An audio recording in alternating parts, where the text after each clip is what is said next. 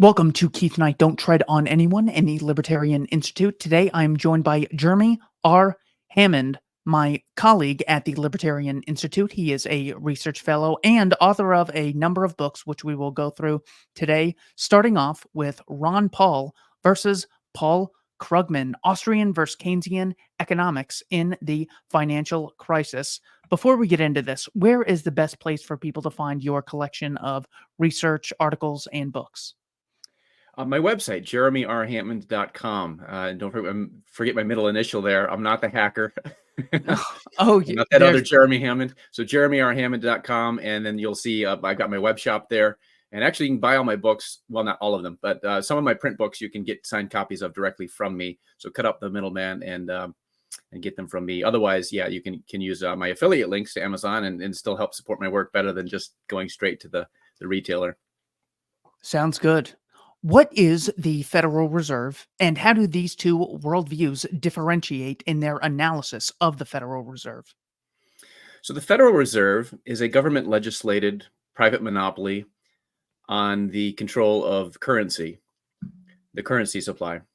And so its purpose is to engage in legalized counterfeiting, which affects an upward transfer of wealth from the poor and middle class, and also wealthy people can also be punished by the Federal Reserve's policies. So it affects this upward transfer of wealth from the masses to the politically connected financial elites who are close to politics and close to the money power, and who receive the newly created dollars first. And then they're able to spend it to purchase assets. And then later on, as the money flows through the economy, of course, we get price inflation. So the monetary inflation is the cause primarily of price inflation. And so apart from affecting this upward transfer of wealth, the book Paul Krugman, Ron Paul versus Paul Krugman, kind of compares and contrasts the Austrian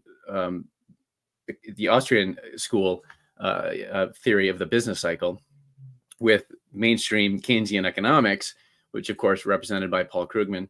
And so Ron Paul, back in 2001, was warning how the Federal Reserve's policy of pushing interest rates artificially low. So interest rates are a price. And of course, prices are incredibly important in an economy because prices are how investors and entrepreneurs determine how to utilize scarce assets. How should scarce assets be distributed and utilized and directed?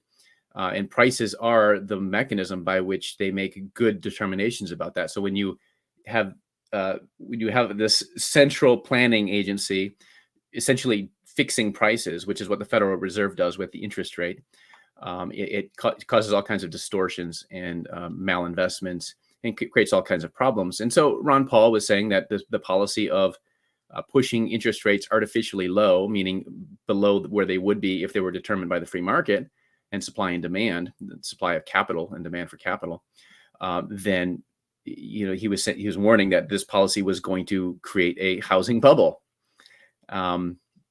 Contrast that with Paul Krugman, who was saying at the same time that we need the Federal Reserve to push interest rates low precisely to fuel this boom in housing. And so that was his specific aim. And so, of course, that blew up in his face. And of course, the Federal Reserve policy created the housing bubble. And so it was instructive how Paul Krugman then tried to blame the free market for the housing bubble and the financial crisis that it precipitated, and trying to deflect attention away from the role of the Federal Reserve, even though he specifically advocated that same policy specifically to create that boom in the housing market. And so that's what the book is about. It's not a very long book. It got a great review from Barron's, incidentally. Our friend Gene Epstein over at Barron's described it as a must read that conveys more insights into the causes and cures of the business cycle than most economic textbooks. But it's a pretty short read. And what I really did is I just kind of went through and I said, well, here is their record. Here are their records. Here's what Ron Paul was saying from 2000 onward. And here's what Paul Krugman was writing in his columns and saying in various forums. And I just contrast their statements, like quote after quote from these two people, showing how Ron Paul predicted it. He had it right. Paul Krugman was literally advocating the very policy that caused the housing bubble and the financial crisis that the bursting of the housing bubble precipitated. And so that's what the Fed does. That's what it is, and that's how those two individuals' views differed. So, what is the interest rate that the Federal Reserve chooses? Because different banks and different credit unions have different interest rates that they advertise. What is the interest rate that the Federal Reserve actually controls?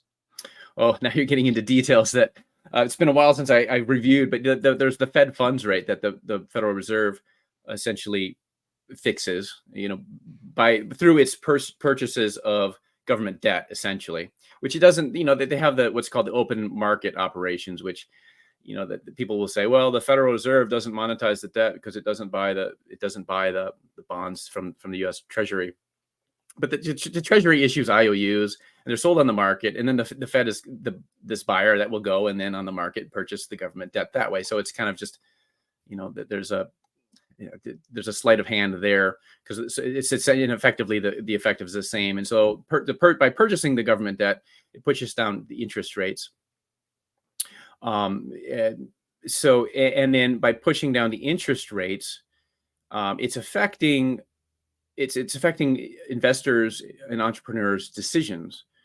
And so, if interest rates were determined by the free market, you would have a situation where people would accumulate capital, people would have savings, and then banks lend based on the savings rates. If saving rates are high, and there's a large pool of capital that banks have on hand to lend out, then they'll lower interest rates, and it's an incentive to get more lenders.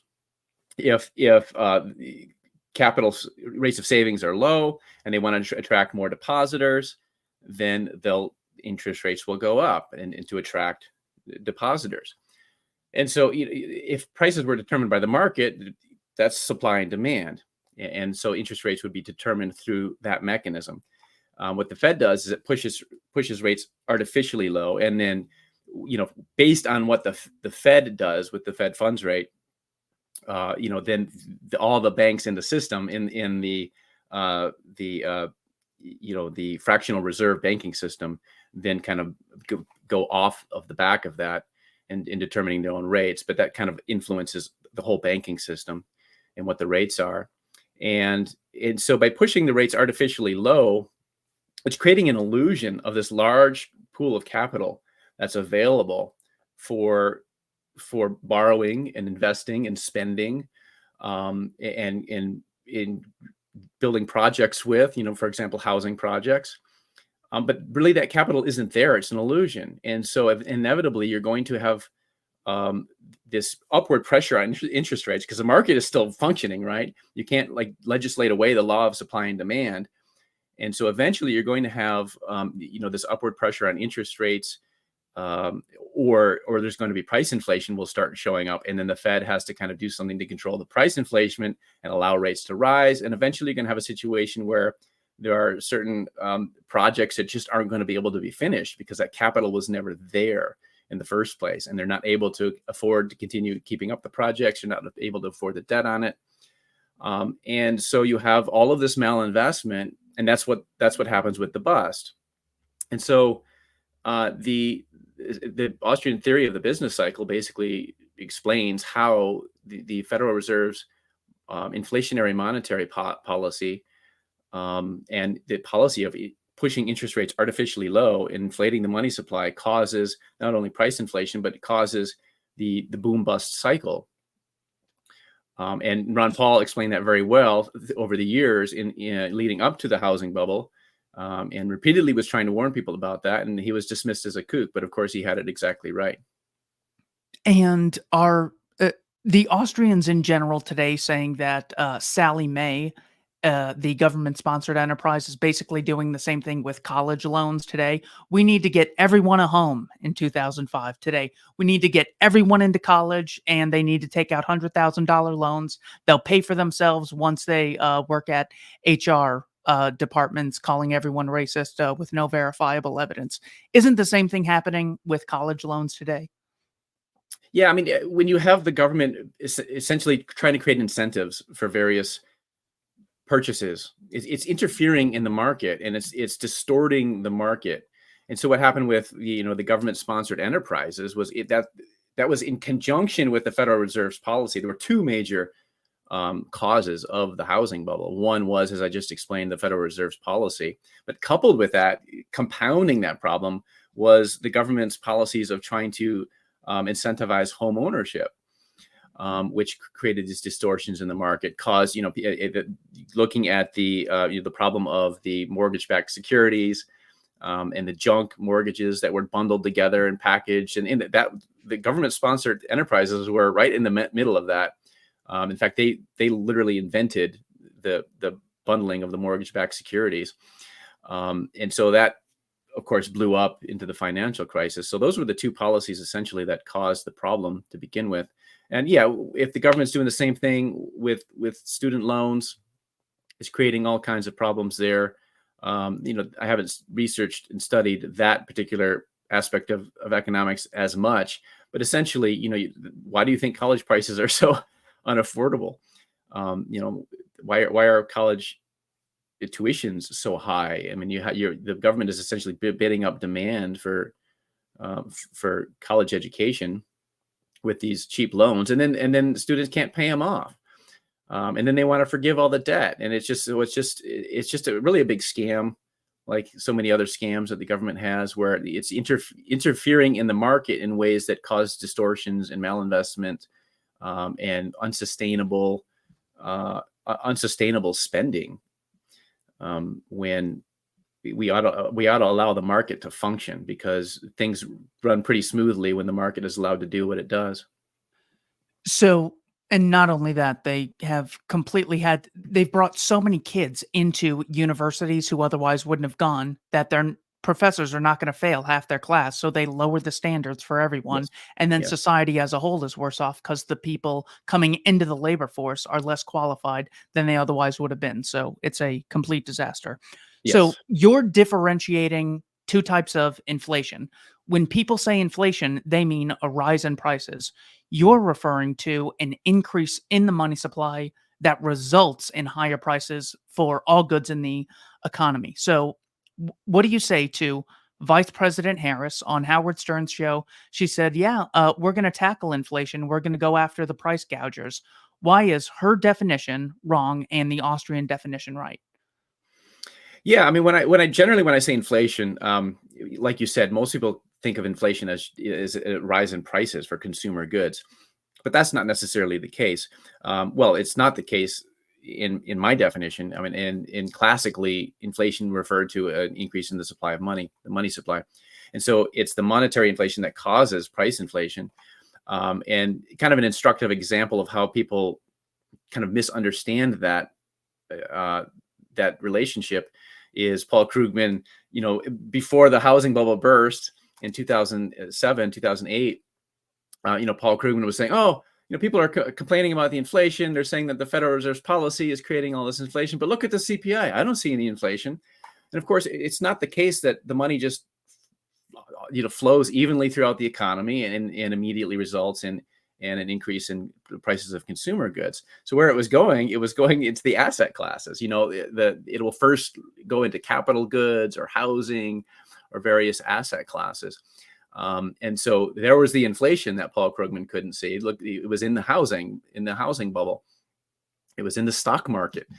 And so that's also inflation. In fact, Krugman wrote an article advocating the Federal Reserve's policy of pushing interest rates artificially low and inflating the money supply to boost the stock market. I mean, he understands how it works. It's just that essentially the entire school of Keynesian economics, in my analysis, is basically existing for the purpose of manufacturing consent for the existence of central banks. That's what Keynesian economics is. And modern monetary theory is essentially Keynesianism 2.0. It's the same thing. They're just advocating central banking. And so, of course, they have all kinds of deceptions, and they might understand how things work, But then you have, again, you have Paul Krugman advocating these policies. But then when the I won't swear, but when the stuff hits the fan, then suddenly it's the free market that caused all the problems. And the solution is we need even more government intervention. We need more. We need the Federal Reserve to lower interest rates and inflate the money supply, and that's the solution to the problem. I mean, after the housing bubble burst, what was the Fed's solution? Well, they started buying up mortgage-backed securities and inflating the money supply, and they quadrupled the money supply beyond where it had been when the bubble burst. And then, of course, with COVID hit, again, massive inflation. And here's where Kamala Harris just doesn't seem to get it, that she's looking at the problem of price inflation. Well, what caused the price inflation? Well, it wasn't, what did they call it? When the inflation started, with price inflation started appearing in like the consumer goods area, they called it transitory. It's just transitory. Paul Krugman, it's transitory. The Federal Reserve chairman, it's transitory inflation. Well, it turned out not to be transitory because you can't expect to just inflate the money supply by trillions of dollars and not expect an increase in prices. And so people really need to understand the relationship between the monetary inflation and the price inflation. And typically they'll talk about inflation as only meaning price inflation, and they completely ignore the role of the Federal Reserve in causing it.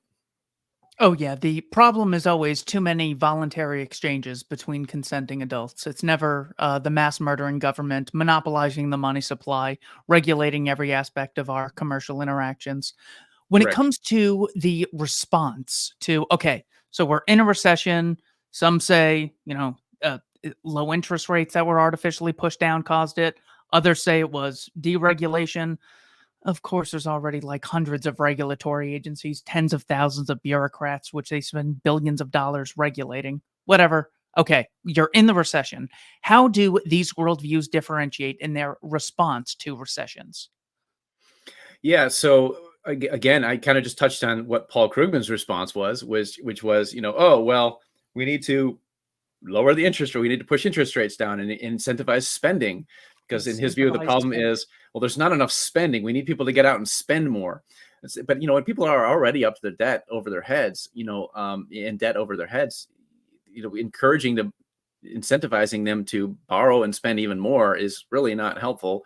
It's not doing anything to increase savings rates and build up another, to accumulate capital that can then be borrowed and spent. And so it's compounding the problems. Whereas, the kind of the Austrian economics view of things would be, well, you need to allow the market correction to occur. And of course, the Federal Reserve does everything it can to prevent the market correction, which is, looking back at the Great Depression, what made it great? Well, the government, the Hoover and FDR policies of these spending programs and the New Deal, which started under Hoover and continued under FDR, and the Federal Reserve's policy and inflationary policy is what made the Great Depression great. But before that, in 1921, I was just going to say, for people not familiar with this, because Krugman likes to say 50 Herbert Hoovers, that's his case against austerity. Hoover increased government spending by 48% over his administration and enacted the Smoot-Hawley tariffs. This was not a free market isolationist, even though that myth persists to this day. Yeah. Krugman even mentioned that in front of Ron Paul, and he just didn't have the numbers on him at the time. You were mentioning the Depression of 1920-21. Yeah, in which the government basically sat back and did nothing, and it was short. It was severe, but it was short, and the correction was rapid, and things were soon rolling along again, and the economy got back on its feet. And so that's what needs to happen: is they need to allow the market correction to occur. They need to allow the malinvestment, to essentially for resources to be reallocated efficiently. A lot, but which again, the role of market prices. People don't understand the function of market prices and the importance of prices to enable the efficient allocation of scarce resources. And so when the government interferes, take the healthcare market, the healthcare industry, the so-called healthcare system. where there's no such thing as market prices, because the government is so heavily intervened into that market that prices don't exist. And so why do people think that healthcare is so unaffordable? Well, it's precisely because we have the government intervening so deeply in every single aspect of our lives and our health. And so it's caused this huge problem where essentially you have this government enforced medical cartel. And that's what passes for a healthcare system in the United States. It's And so amazing. that is the problem, is just all the government interference into the market just creates all these problems, causes price increases, inefficient use of resources. And the solution is to just allow the market to correct itself and then stop doing what's causing the problems in the first place. We need to end the Federal Reserve. We need to end the legalized system of counterfeiting. Exactly. Oppose both foreign and domestic imperialism. It's amazing that they will say things like, well, to grow the economy, we need to stimulate demand. We need to increase the money supply. We need to spend. Krugman went as far as to say, if we thought there was going to be an alien invasion and the government mobilized against the alien invasion, the recession would be over in 18 months. That's an actual quote. So Yeah. he doesn't differentiate spending that's the result of revealed choice preference and people's voluntary exchanges versus the state printing money or confiscating money, spending it on behalf of involuntary investors. That Right. should just be basic for anyone who's trying to say, well, there's two schools of thought, Keynes and the Mhm. Austrian, to even equate these two with that Santa Claus logic. Do they have a do they? How would you summarize the disagreement they have on the origin of what creates wealth? Austrians versus Keynesian. How is wealth created in the first place? How did Singapore go from impoverished to wealthy? Yeah, well, Krugman has this idea that economic growth comes from spending. And so you just need to, if people are spending, hey, I buy something from you and then you've got money in your pocket and you go buy something from someone else. And hey, great. Every time money exchanges hands, that's economic growth. But that's not actually the case. It depends how the money is spent. It depends on, is it debt being spent? Are you borrowing and spending? Is that capital actually there?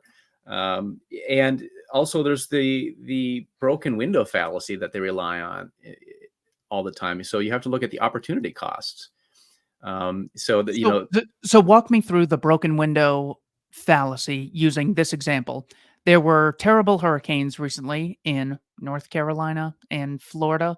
And the good thing is it caused a lot of destruction, which is going to create a lot of jobs. And those people who get the jobs are going to spend that money, and that's going to stimulate growth. What, if anything, is wrong with that understanding of how wealth is created? yeah, sure. Well, let me just first explain, the broken window fallacy, kind of where I'm getting that from, which is Frederick Bastiat in his 18, forget what year it was, but in the 1800s, he wrote an essay, um, that which is seen and that which is not seen, I think was the title of the kind of the mini book. He wrote a pamphlet or a book. And in that book, there was a section on the fallacy of not considering opportunity costs. So, which is the reason it's called the broken window fallacy is because he gave this parable, the story, he used the example of a shopkeeper who gets his window broken. And so then he has to pay the glazier to come and fix his window.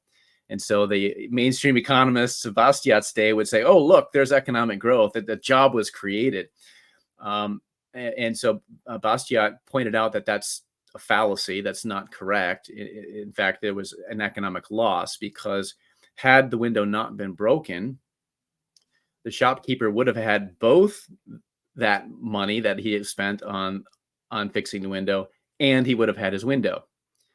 And so the destruction isn't a means of growing the economy, because the shopkeeper could have otherwise spent that money in a more efficient way. If he would have still had the window, he could have, then maybe he needed a helper in his shop, and he could have created a job by using that money to hire a helper, to sweep his shop or something. And then he would have had both. And so you would have had the job created and the window, without the destruction. Krugman literally argued that the 9/11 attacks could be good for the economy because People were going to go out and buy bottled waters and stuff, and they had to rebuild the towers. But again, the problem in this situation of the hurricanes, yeah, well, if the destruction didn't occur in the first place, you wouldn't have to spend so much money to rebuild it. So you're just getting back to where you started, in terms of having stuff like houses, that aren't destroyed.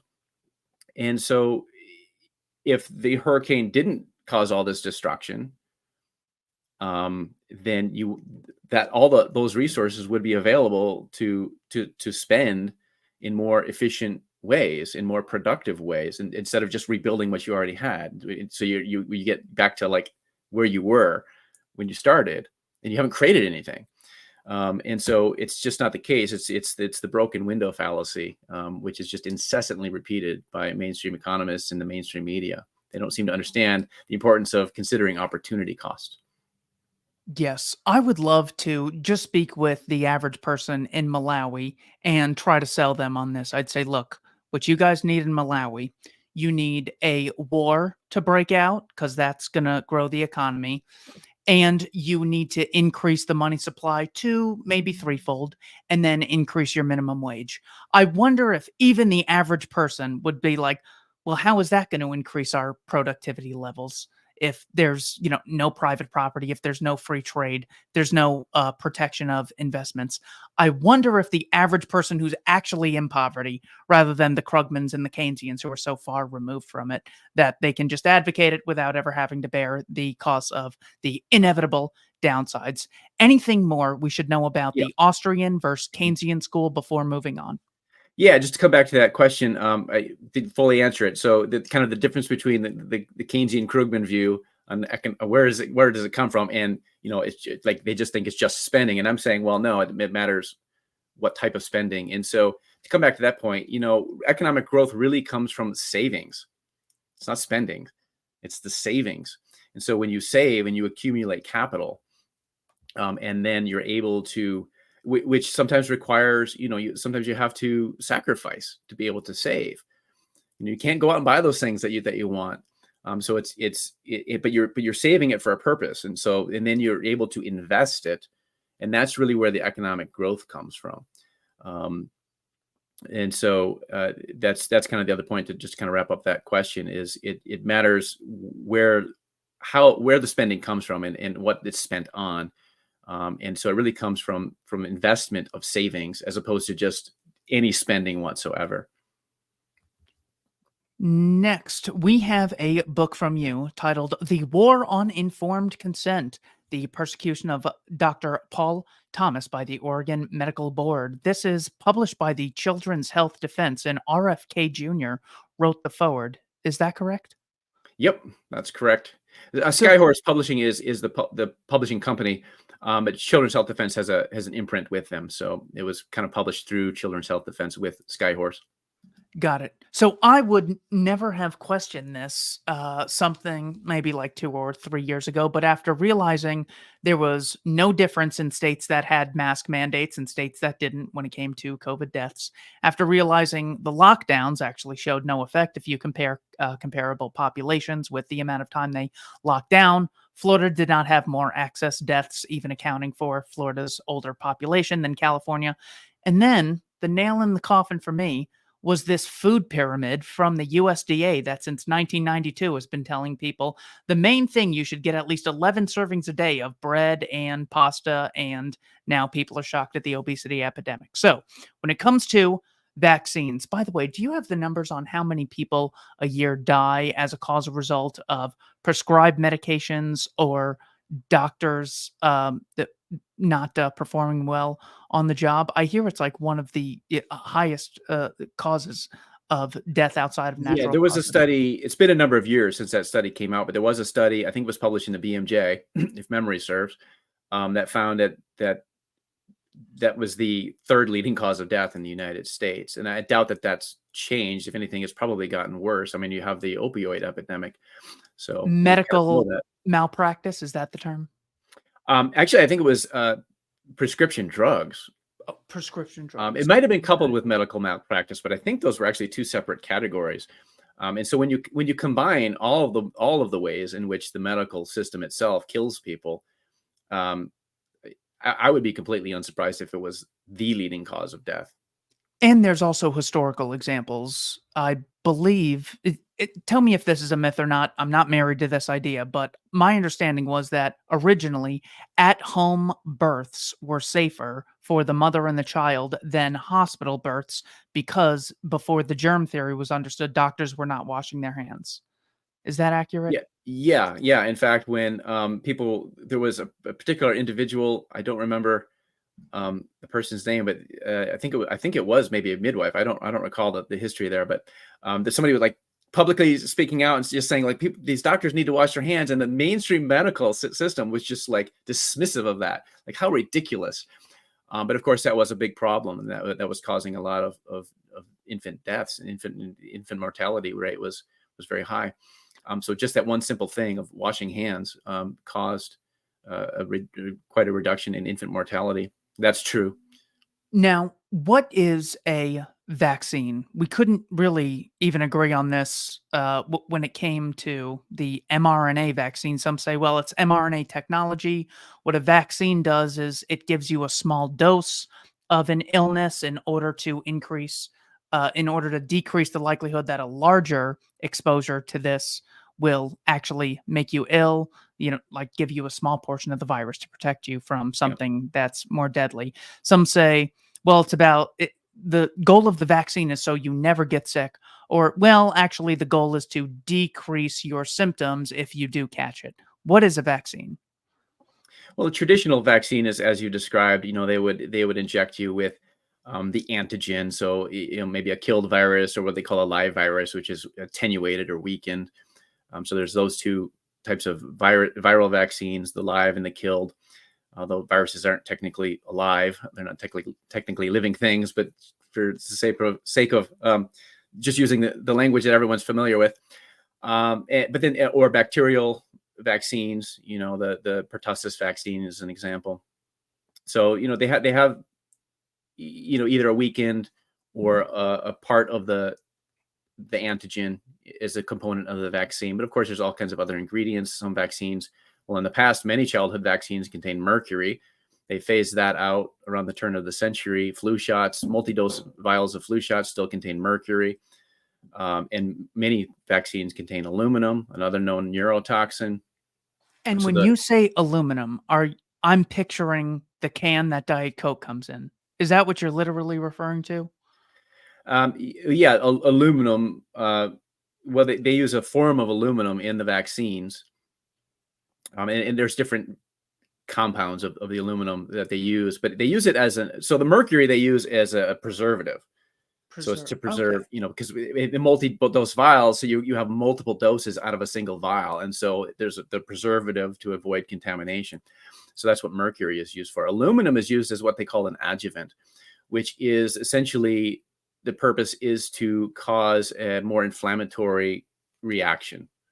So and then the downstream, you'll have a higher level of antibodies by including the aluminum in there. And so the pharmaceutical companies require the adjuvant in many of their vaccines because without it, just the antigen component alone doesn't cause enough of a reaction to induce the level of antibodies required to gain FDA licensure. So that's just kind of some background on aluminum and vaccines. So, you have to be careful about what the ingredients are. But of course, then as you mentioned, so that's kind of the traditional vaccine.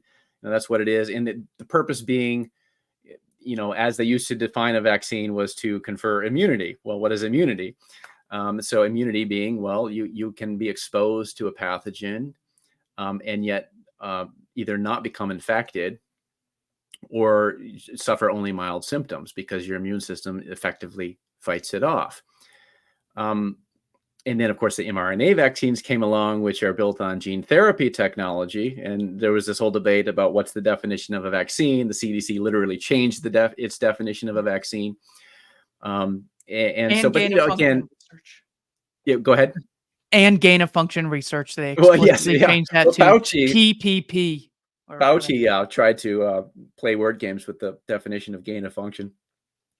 But so you had that whole debate about what is a vaccine. But essentially, they basically claim, well, it's a vaccine because the design is to give you immunity. Of course, when the vaccines first rolled out, they were claiming, number one, they're all summer long in 2020, all through that summer and fall, there was all kinds of propaganda claiming that natural immunity is weak and short-lived, and we need the vaccines because that's going to be what's going to give us good immunity. That was all a bunch of BS, as I was writing all summer long and all through the fall. That the claim that they were making that natural immunity is weak and short-lived was all a bunch of BS, as I was exposing at the time. And then when the shots rolled around, well, before they were even authorized for emergency use, which was in December 2020, they were already claiming that they were going to confer herd immunity. This was going to be the path out of the pandemic because the mRNA shots were going to confer herd immunity, which means that they would stop infection and transmission. And so 2 doses was the claim. They claimed that 2 doses of the mRNA shots would confer durable sterilizing immunity being stopping infection and transmission. Which, and again, at the time, this isn't hindsight, at the time I was pointing out that there was no scientific evidence to support that claim because, of course, the clinical trials weren't designed to determine effectiveness against infection and transmission.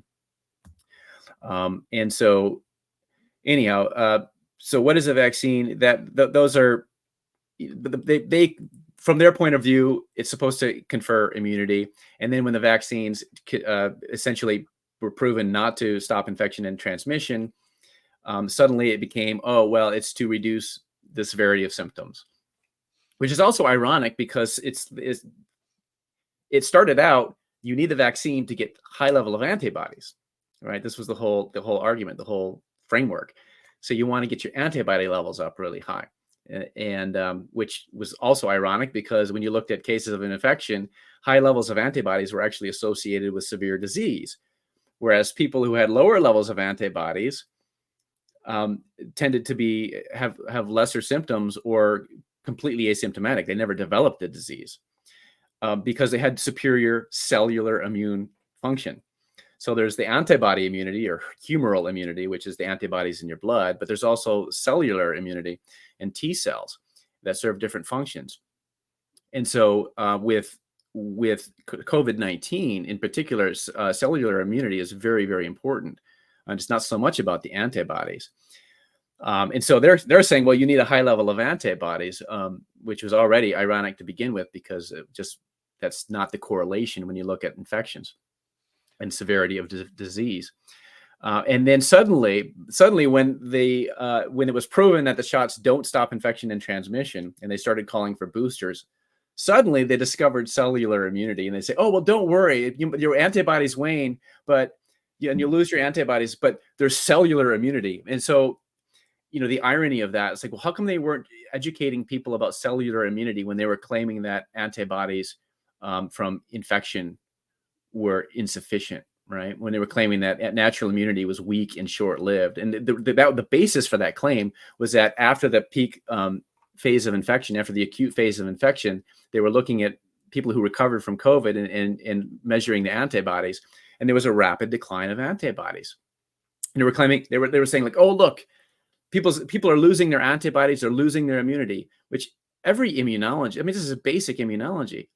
Every immunologist who supported that propaganda claim was complicit in an absolute intentional, deliberate deception, because they all know that that's completely normal. That's what happens after the acute phase of infection. But looking longer term at the antibodies of people who recovered from infection, the antibodies persisted at a lower level. They plateau. After the initial rapid drop, they plateau at a lower level. Plus, this completely overlooked the role of immune memory. So you have immunological memory where your body learns how to fight off a pathogen and it develops effective antibodies. And then if you encounter that pathogen again, you can the body doesn't have to go through that relearning process all over again. You can rapidly churn out antibodies as needed to fight off an infection. Which, again, this is immunology 101 stuff. And yet this was the basis for the whole lie that natural immunity is weak and short-lived, and people who recovered from COVID were losing their immunity. That was literally the claim in the headlines. And it was all it was all a deception for the specific aim of, because if we go back to March of 2020, the explicitly stated end game of the lockdowns was coerced mass vaccination. And my source for that is the Imperial College London paper that was put out. If you remember, the lockdowns, the claim for the lockdowns was that we need to flatten the curve. Yes. Right? They never even claimed that it would save lives. No. Originally, they had Right. said this will stop the overflow of hospitalizations. The only lives it would save would be excess deaths due to lack of care because hospitals were overflowing.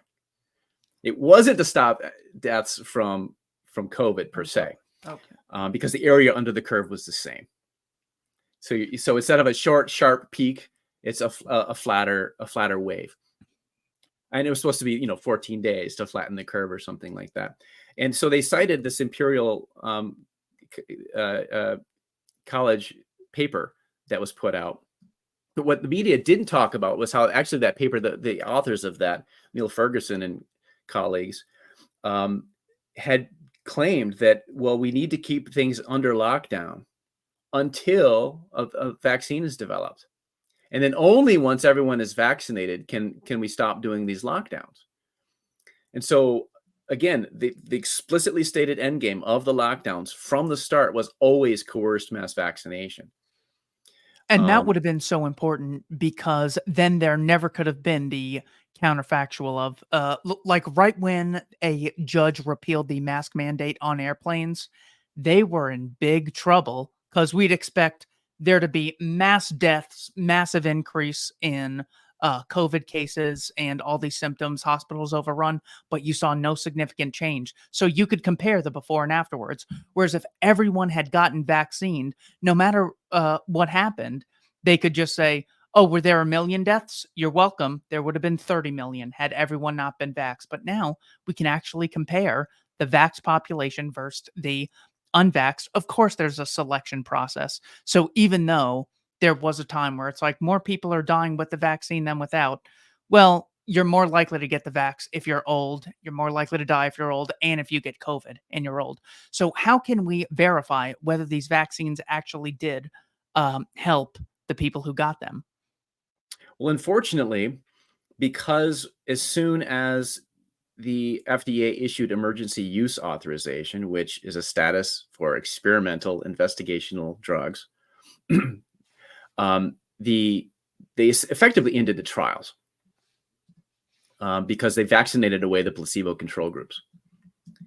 And so we don't have any long-term data, any good, from like randomized trials. We have no good data from randomized trials on the long-term effects of these vaccines. So we have no way to compare with really good data the health outcomes of vaccinated versus unvaccinated people, which is really important, that you have to look at, number one, long-term outcomes. And number two, you can't narrow your focus to just COVID outcomes. So, for example, they'll say that, well, you need the COVID vaccine to reduce your risk of death from COVID. But let's just stipulate that the vaccines reduce your risk of dying from COVID. It doesn't mean that reduces your risk of dying, because it might simultaneously increase your risk of dying from other causes. In fact, there's a term for this in the literature. It's non-specific effects. So vaccines can have non-specific effects. The probably best known example of this is the diphtheria, tetanus, and whole cell pertussis vaccine, which is not used in developed countries anymore, but is still the most widely used vaccine around the world, in the developing world. And the studies show that vaccine is actually associated with an increased rate of childhood mortality, because even though it seems to offer protection against the 3 target diseases, it detrimentally affects children's immune systems in a way that makes them more vulnerable to other diseases. And so they're dying at a higher rate from other causes than they otherwise would have from the 3 target diseases. And so this is why a vaccine can appear to be effective against the target diseases and yet increase your risk of dying.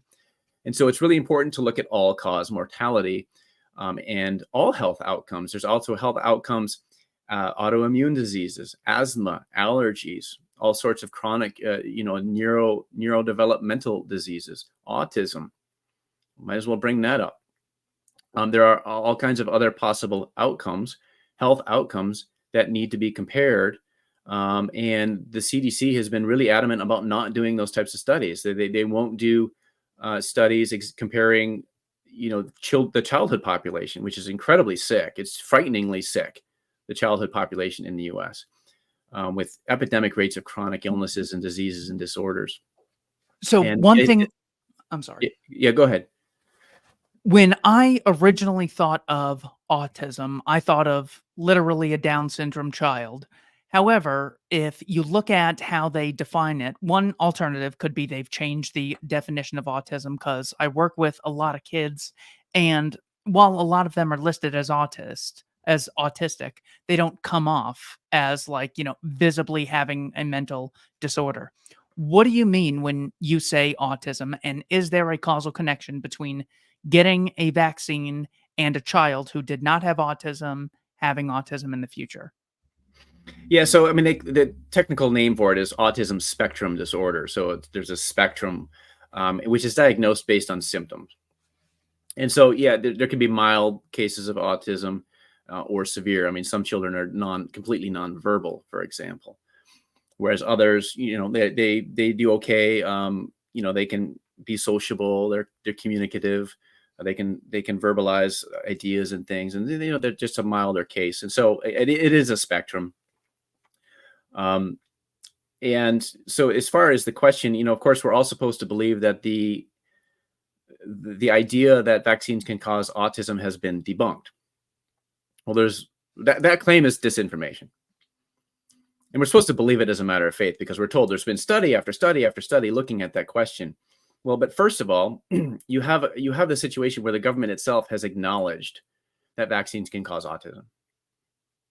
And so in 1986, the government passed a law called the National Vaccine Childhood Injury Act, which essentially granted broad legal immunity to the pharmaceutical industry, the manufacturers, against injury lawsuits because they were literally going out of business because their vaccines were damaging people and people were suing.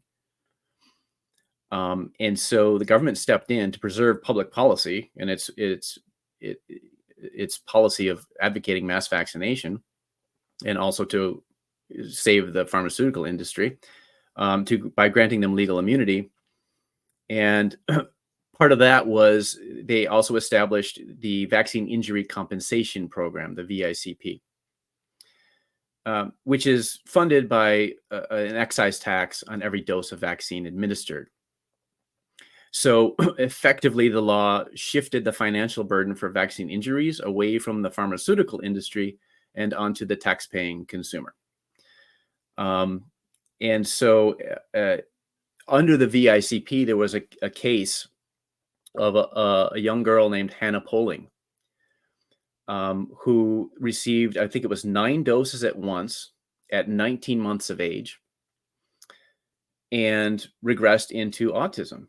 Diagnosed autism.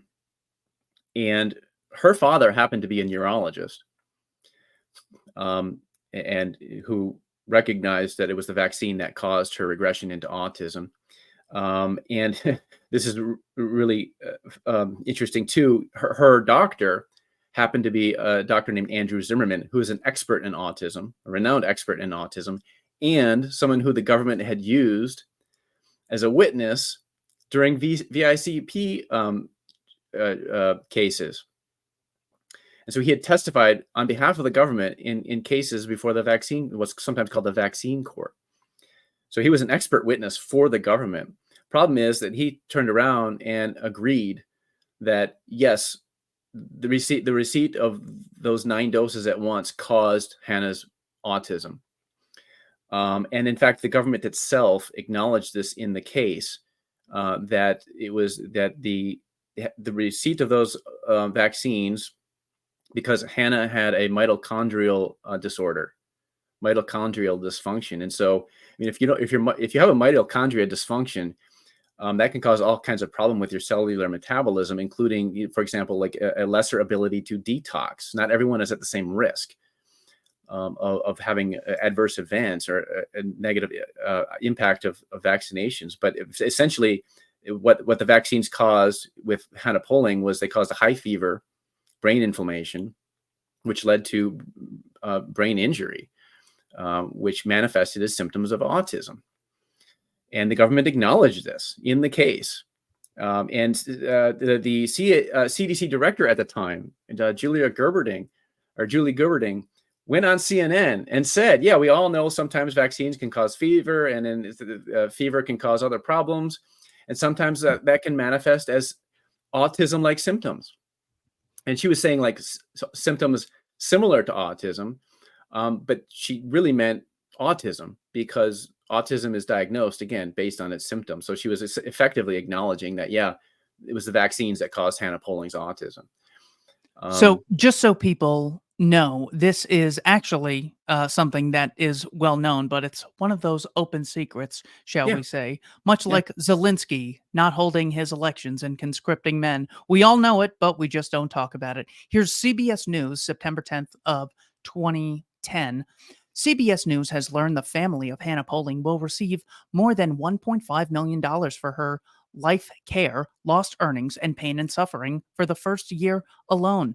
In addition to the first year, the family will receive more than $500,000 per year to pay for Hannah's care. Those familiar with the case believe the compensation could easily amount to $20 million over the child's lifetime.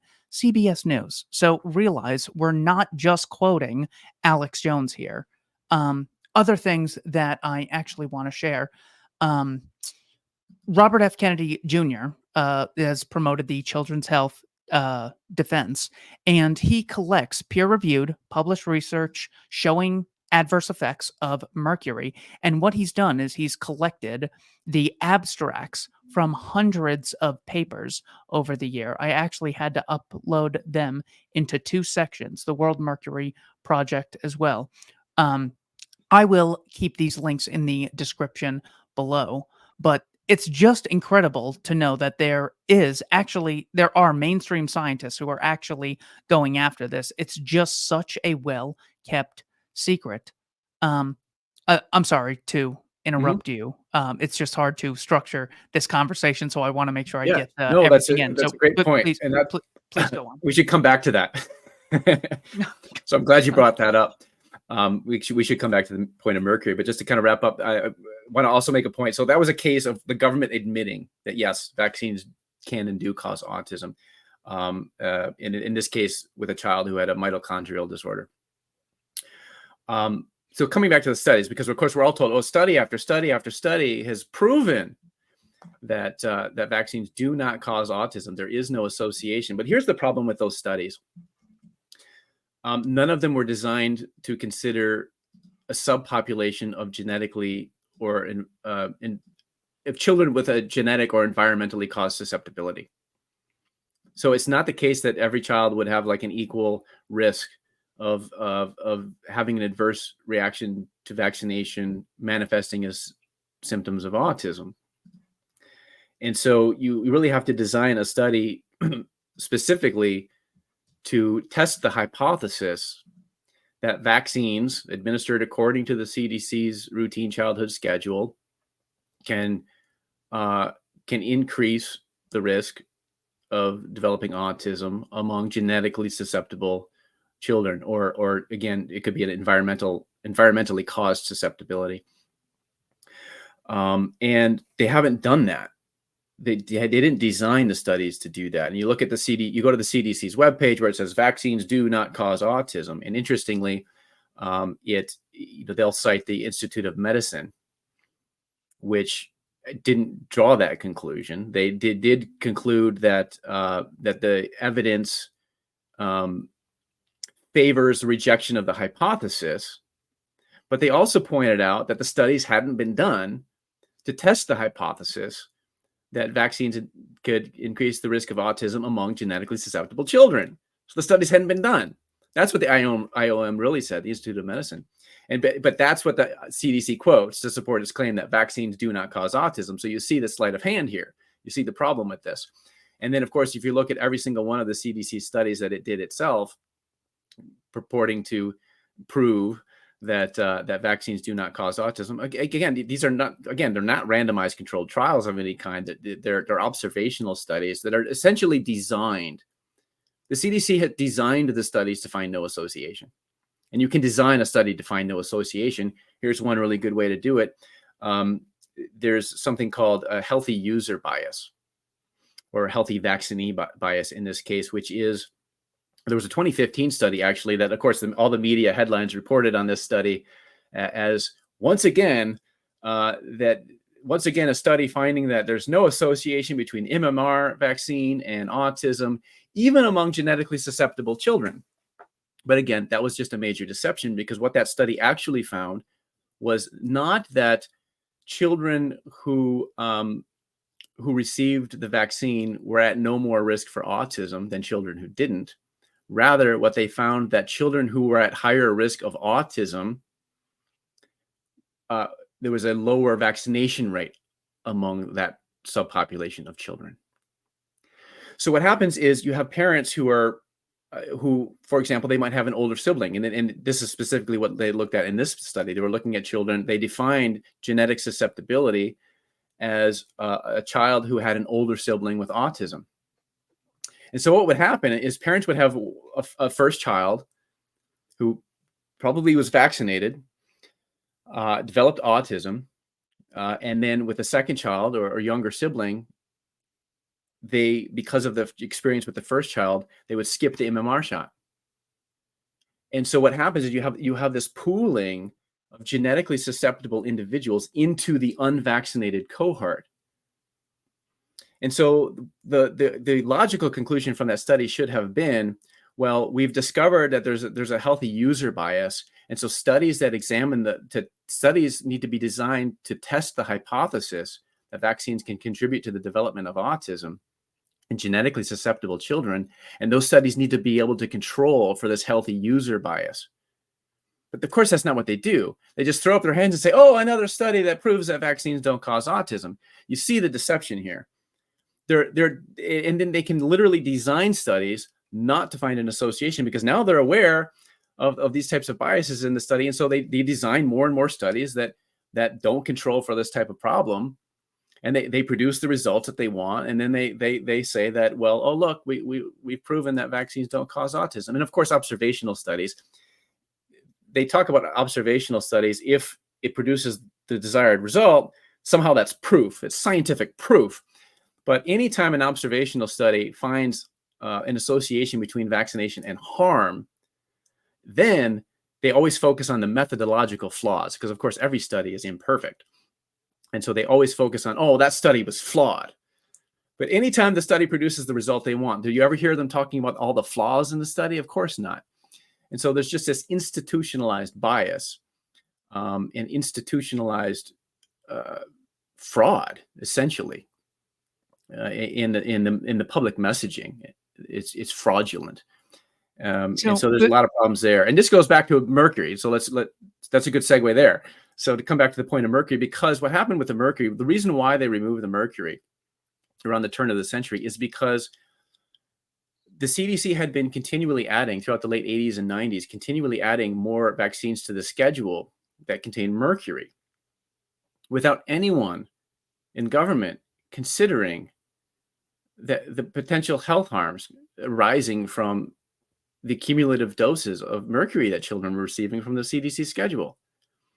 And when they finally got around to doing the calculation, which happened by accident because Congress had just tasked the FDA with querying the industry to determine, because of the concerns about mercury toxicity and the problems, the health harms on the population from mercury exposure, the FDA was tasked with querying the industry about, like, what are all the mercury containing products on the market.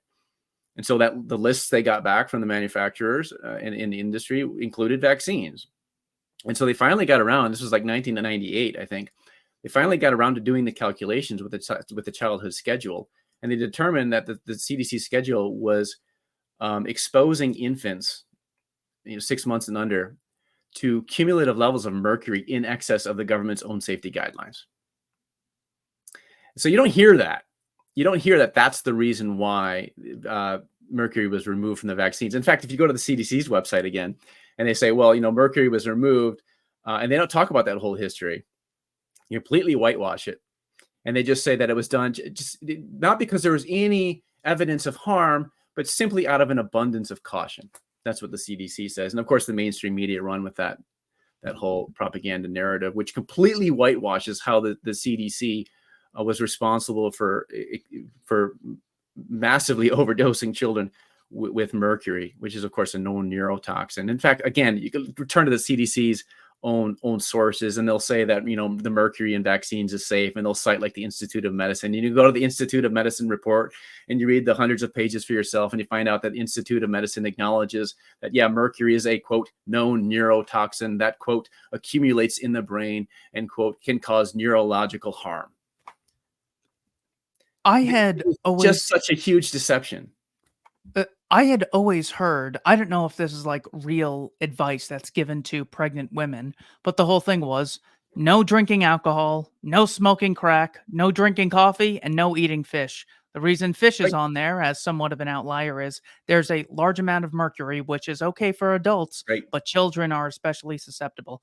Is this literally the same type of mercury, or is it like just the same word that has different meanings? Like fat in foods does not correlate to fat on your body. Are they literally referring to mercury that's both in fish and in these vaccines? The form of mercury in fish is called methyl mercury. The form of mercury in vaccines is called ethyl mercury. So they're two different forms. They're both known neurotoxins. But this is another deception of the CDC, is because the CDC will say, oh, well, yeah, the mercury that you get exposed to from fish that's toxic. But the mercury in vaccines is safe and non-toxic. Why? Well, they say that, because the body rapidly eliminates ethyl mercury, unlike methyl mercury, which will accumulate. And so they say, well, yeah, you get a small dose of the ethyl mercury in the vaccine, but it's harmless because the body just rapidly eliminates it. But that's just a fraudulent claim.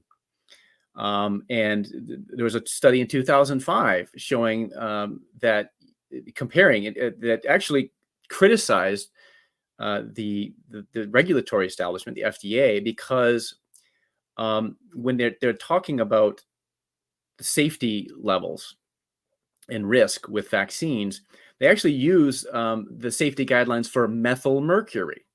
Why? Because they've never established safety guidelines for exposure to ethyl mercury.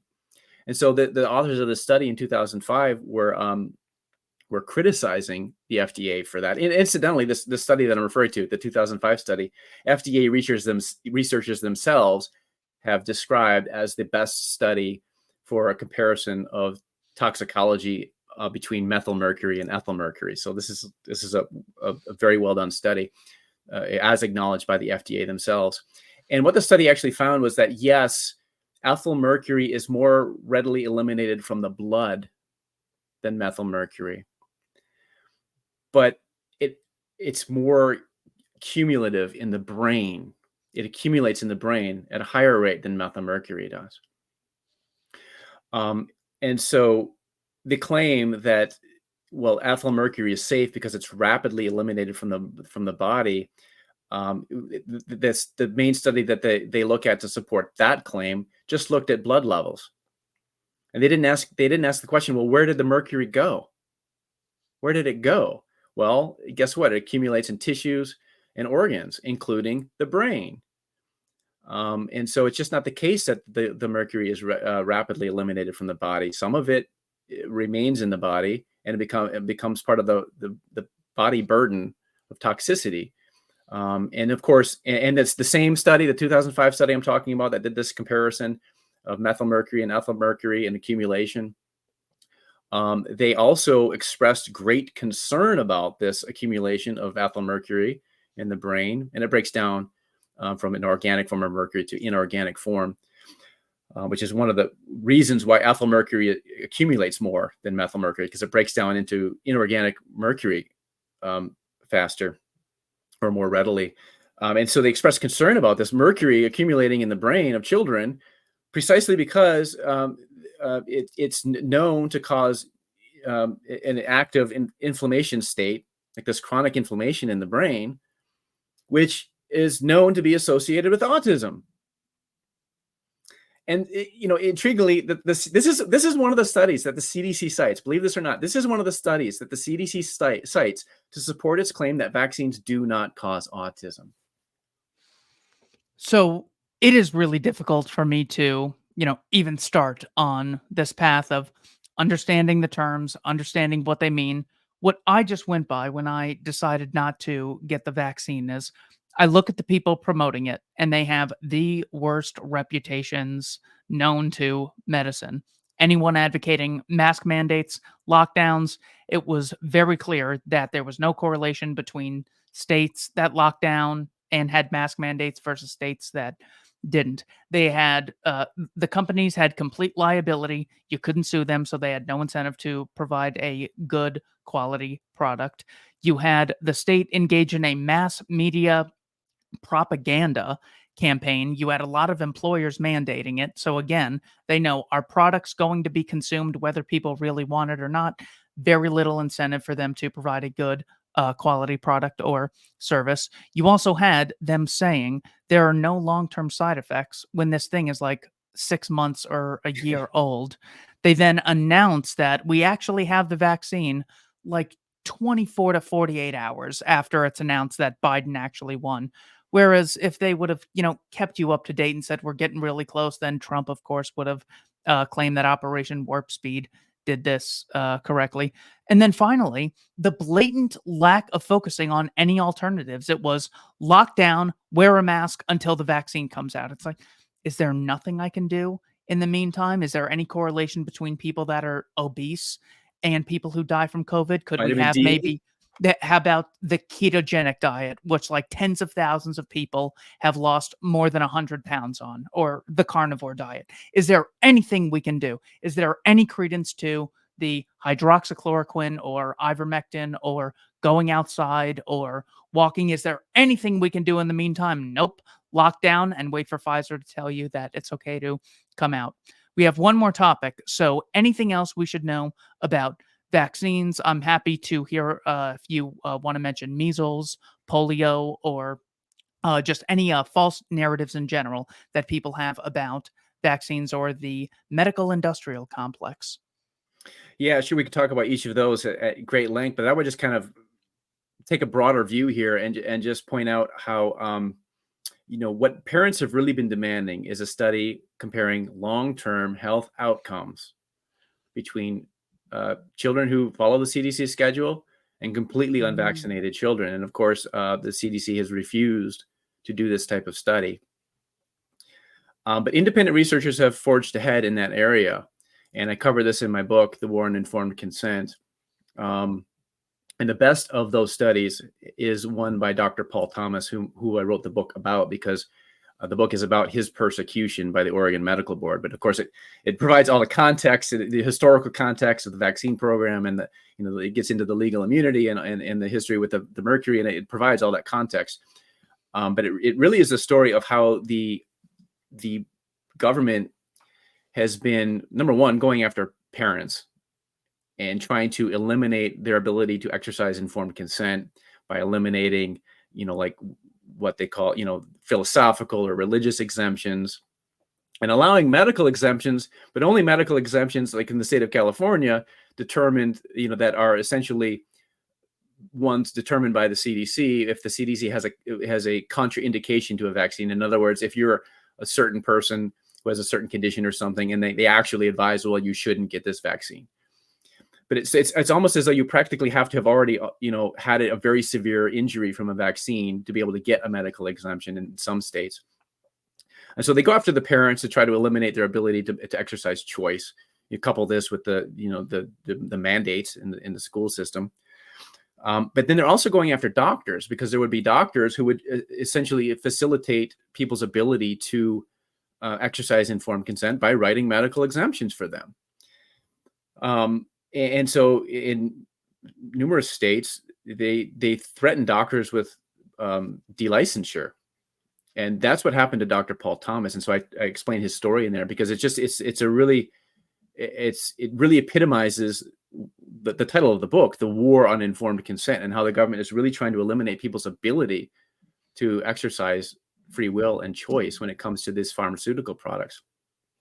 And so the big picture view is this. It's that the government won't do a study of comparing vaccinated and unvaccinated children, but Dr. Paul Thomas did that. In fact, he did it because the Oregon Medical Board, which was persecuting him, demanded that he produce peer-reviewed evidence to support his alternative approach. His alternative approach being to respect parents' informed consent and provide them with the information that they needed to be able to make their own choice, as opposed to just pushing them to do what the CDC recommends. So that's his alternative approach, right? And so this threatened the public health establishment in Oregon. And so the Oregon Medical Board demanded that he produce peer-reviewed evidence to support his approach, which was ironic because, of course, the CDC couldn't do that. The CDC could not produce a study comparing, health outcomes between vaccinated and unvaccinated children because it doesn't do that. And so Dr. Paul Thomas teamed up with Dr. James Lyons Weiler, and they did that study using his patients' data, and they compared his completely unvaccinated patients with the variably vaccinated patients. And I say variably vaccinated because this wasn't a CDC versus unvaccinated study, because the patients in his practice, they all had their own schedules. The parents would make their own choices. Sometimes they would skip a shot. Sometimes they would delay it. So it was a totally individualized approach. And so they did the unvaccinated versus variably vaccinated study, and the outcome showed very clearly and just unambiguously that his completely unvaccinated patients were by far the healthiest children in his practice. And that study was actually retracted later, which isn't in my book because it didn't happen at the time. But it was later retracted. But the reason for the retraction was completely political. They did not identify any flaws or problems with the study that would have legitimized the retraction. It was actually retracted based on an anonymously written letter that complained about the methodology, on the grounds that the claim was that, well, the study's not showing that unvaccinated children are really healthy, or really they're just as sick as all the vaccinated kids. It's just that their parents don't care about their health enough to go in and see the doctors. And so they're just not getting diagnosed. That's the argument, which of course, that's not a reason to retract a study. You could express a concern about a methodology from that, but that's not a reason it was not a legitimate reason to, a hypothetical selection bias, basically. Well, there's a hypothetical selection biases in any observational study. That's not a reason for a retraction, right? And so the irony of that was that actually in the study, they actually did a test to kind of rule that out, because they looked at well child visits and incidence of fever. And so they compared the two, and they showed that, among children, among the vaccinated children, the office visits for fever was much higher, which is expected because, of course, vaccines can cause fevers. Whereas the incidence of well child visits was the same between the two groups. So it wasn't the case that the parents of unvaccinated children were not bringing them in to see the doctor. They were just as routinely for routine visits. They just weren't coming in for sicknesses and illnesses and disorders. And then James Lyons Weiler, after that, published a second study after the retraction. Published a second study doing more detailed analyses using Dr. Thomas's patient data, showing clearly that it was not a selection bias where it's just that the unvaccinated kids were just as sick and had just as many illnesses and chronic diseases and things, but they just weren't being diagnosed. That wasn't the case at all. If anything, they were actually going in for routine visits more consistently than the vaccinated kids were. And so it just wasn't the case at all. And so the study was wrongly retracted is my point. And I just want to bring that up because, if you go and you read my book and you look at the study now, it'll say, that it's been retracted. So it's really important, I think, to kind of follow up on that and explain that to people about how that's, and this is another example of just the bias. And there's bias even getting anything critical of vaccines published in the first place. And then even if it does manage to get published, if it's got a much higher chance of being attacked and criticized. Again, there's this institutionalized bias where if it produces the right findings, it's scientific proof. But if it calls into question the CDC's practices, then it's a flawed study. And so this is what happened with that case. So the point being that the scientific evidence indicates that completely unvaccinated children are healthier, and the government and industry do not want you to know this, and they want you to go on vaccinating children according to the CDC schedule. They want you to get your COVID shot. They want you to get your flu shot every year. But the science does not support these practices. In fact, you're looking at the flu shot, for example. Here's an example. New York Times will say, a 2010 Cochrane review, which is a systematic review and meta-analysis looking at a broad body of studies on the flu shots. New York Times saying, the systematic review found that flu shots confer a great public health benefit. So go out and get your flu shot. Well, you go and look up the study. And actually what the Cochrane review authors found was that the fundamental assumptions underlying the CDC's flu shot recommendation are unsupported by scientific evidence. The findings of their review call into question the CDC's recommendation for everyone to get a flu shot every year. Oh, and by the way, the CDC is more interested in sustaining and supporting its policy than it is in the science, which is demonstrated by the fact that it systematically mischaracterizes the science. That's what the review actually said. And here it is. Here's the New York Times saying, well, this study showed that the flu shot confers a really great public health benefit, so go get your flu shot. I mean, it's like literally like what the media and the government say that science says about vaccines and what science actually tells us are two completely different, irreconcilable things. And so that is the key final point I just want to make there on that topic. And I think one of the great lessons we can learn from, I sort of learned this from Thomas Sowell. A lot of people in response to Thomas Sowell said, well, you can look at the income of minorities after the Civil Rights Act and they increased. So therefore, the Civil Rights Act was a good thing. Sowell said, the goal, when you're trying to find the effects of a policy, you don't look at when the policy was enacted and what happened afterwards. You also have to look at what was happening previously. What was the previous trend before the policy?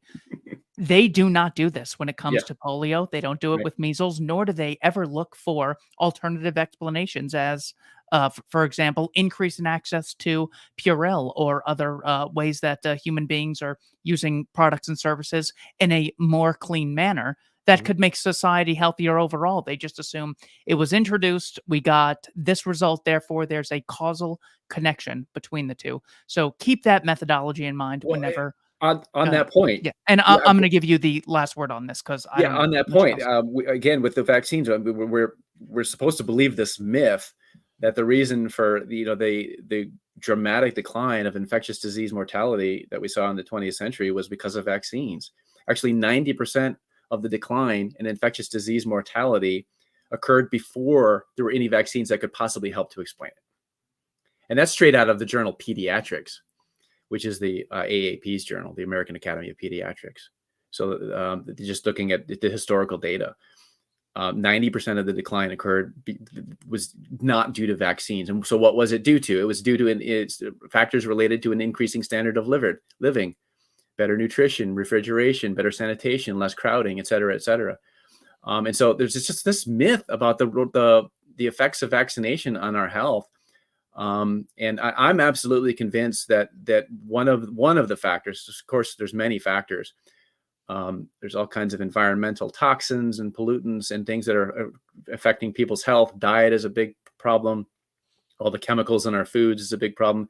But there's no doubt in my mind that vaccinations are greatly contributing to the epidemics of chronic diseases in this country. There's no doubt whatsoever. The science it's just there. I mean, it's really clear, and the mechanisms are there. They're known, and yet you're not allowed to talk about it. You're not allowed to think it. You're not allowed to question it.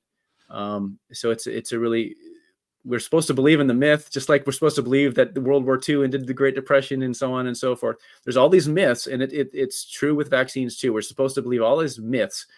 And not look at the science and not do our own research and not think for ourselves. But I really encourage people to do what I did, which just for my story and why I got into vaccines in the first place. When my wife became pregnant, And my son was born in 2012. Prior to his birth and after his birth, I wanted to be able to make decisions reasonably about vaccinations. And so I started digging into the literature.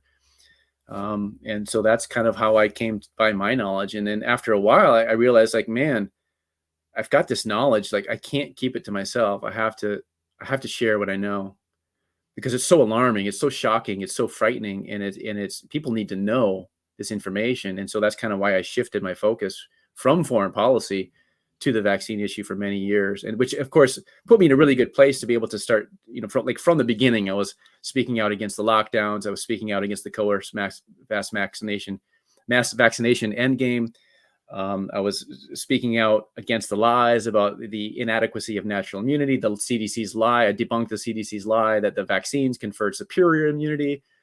And so I was kind of on top of that right from the start, because I was already so familiar and used to digging into the scientific literature on these types of issues that I was able to kind of jump right onto that and hopefully be effective in conveying a counter message to all the mainstream propaganda. You wrote a book titled Obstacle to Peace: The U.S. Role in the Israeli-Palestinian Conflict, published in 2016. I'd like to go in reverse chronological order. Let's look at this document, Our Narrative, Operation Al-Aqsa Flood, published by the Hamas Media Office. What can we learn from this document with regard to what happened on October 7th and what the motive was? Was it anti-Semitism and hatred for the Jewish race or religion, or was this in response to something else? Please let us know. Yeah, Al-Aqsa Flood, the operation it had a limited aim to essentially shatter the status quo of occupation and oppression. The status quo where the Palestinians living in Gaza were living under conditions that even before the blockade of 2006, that the Israeli National Security Council head Giora Island had described in 2004 as a huge concentration camp. So that was Gaza. Gaza was a huge concentration camp. And then in 2006, of course, you had Hamas winning elections and coming to power in the Palestinian Authority, in the Palestinian government. And you had a coup. This is getting into the past history, but this is just to understand what the context is for October 7th. Can we break that down? You said there's a blockade. Now, a blockade, from what I understand, if China blockades Taiwan, that's an act of war. So you're saying there's been a 20-year declaration of war against the people of Gaza with this blockade. Walk us through what this blockade is. Yeah, so it was an act of punishment after Hamas won elections, the parliamentary elections in 2006. And so you had a Hamas-led government in power in the occupied territories. And so the U.S. government colluded with Israel and Fatah, the party of Palestinian Authority President Mahmoud Abbas, to essentially try to overthrow the Hamas-led government. There was a counter coup, which of course is what you always hear of. The media will always say that Hamas came to power in a violent coup.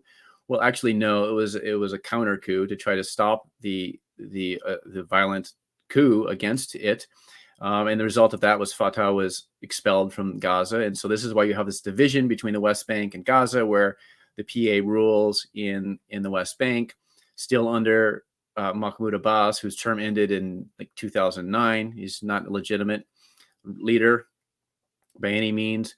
And then you have the Hamas as the governing authority in Gaza. And so Israel's further response to that outcome was to escalate the blockade of Gaza, because Gaza has been under a blockade since 1967. But they escalated the blockade into a state of pretty much total siege, where they're blocking there was very limited goods and services allowed into Gaza, extreme limitations on the movement of people in and out of Gaza. This included controlling Gaza's land crossings, its airspace, and its territorial waters. You saw in 2010, there was the Freedom Flotilla trying to get aid into Gaza and break the blockade, and it was attacked by Israeli forces in international waters, and I think it was 9 peace activists were killed. So you have incidents like this. So this is what I mean by a blockade. So the blockade has been in place. I mean, Israel has controlled Gaza's land crossings, airspace, and territorial waters since 1967, since the occupation began. However, in 2006, in 2007, it escalated that blockade into a state of siege. And the purpose of the siege was explained by Dov Weissglass, who was Ariel Sharon's senior advisor, who described it as, he said, it's like an appointment with a dietitian. Palestinians will get a lot thinner, but they won't die. And this was confirmed. The purpose was confirmed by the U.S. State Department and embassy cables, explaining that, yeah, Israeli economic officers have confirmed to embassy officials on numerous occasions that the purpose is to keep Gaza on the edge of humanitarian catastrophe without quite pushing it over the edge. So that was Gaza before 10/7. So that's how we can verify whether or not, look, we have to reluctantly have this blockade, or else they're going to ship in rockets from Iran and Hezbollah, and they're going to kill Israeli civilians. That's your way of verifying whether their actions are consistent with their alleged intentions, is because of those quotes. Are there any goods that are not allowed into Gaza that we can say, how can you possibly explain that this is protecting Israelis from rockets? Any specific goods? Yeah, back then, yes. I think like pre 10/7, you mean? Yes. Yeah. Yeah. So, at one point, the Israeli human rights organization Gisha had published a list of prohibited items, and it included things like A4 paper, pencils, chocolate, of course, concrete. Concrete is a dual-use item, right? Hamas could use concrete to build tunnels, but of course, Palestinians also needed concrete to rebuild from Operation Cast Lead and Operation Pillar of Defense, and all these Israeli operations that were characterized by what the Israeli military establishment described as the Dahia Doctrine, which was a policy, an explicit policy of using deliberately disproportionate force. Disproportionate force being a subcategory of indiscriminate attacks under international law. It's a war crime. And so each of those operations was characterized by deliberate war crimes by the Israeli Defense Forces. So I met an IDF soldier on an airplane, and I asked him, is the term mowing the lawn or mowing the grass, is that something you guys really say? And he had a smile on his face. He goes, it is weird to hear someone say that in English in America, but yeah, more or less that's what we call it. He had said that the reason we have to mow the lawn in Gaza and not in the West Bank is Gaza's where the rockets are coming from. So walk us through Operation Cast Lead and Pillar of Defense. Is this Israel defending itself from Hamas unprovoked attacks? What's the real story? No, in fact, well, even before that. So going back to 2005, you have this myth, and this ties right into your question, but it's important context for your question. You have this Zionist propaganda claim that, well, look what happened in 2005. Israel withdrew from Gaza. It ended the occupation of Gaza, and all we got in return was thousands of rockets. Well, that's just entirely untrue, starting with the claim that Israel ended its occupation in 2005. It's true that it did withdraw settlers and military forces from Gaza, but of course its occupation continued. Under international law, it remained the occupying power by virtue of its control over the territory, including its land crossings, the armistice line fence crossings. People call it a border. It's not a border.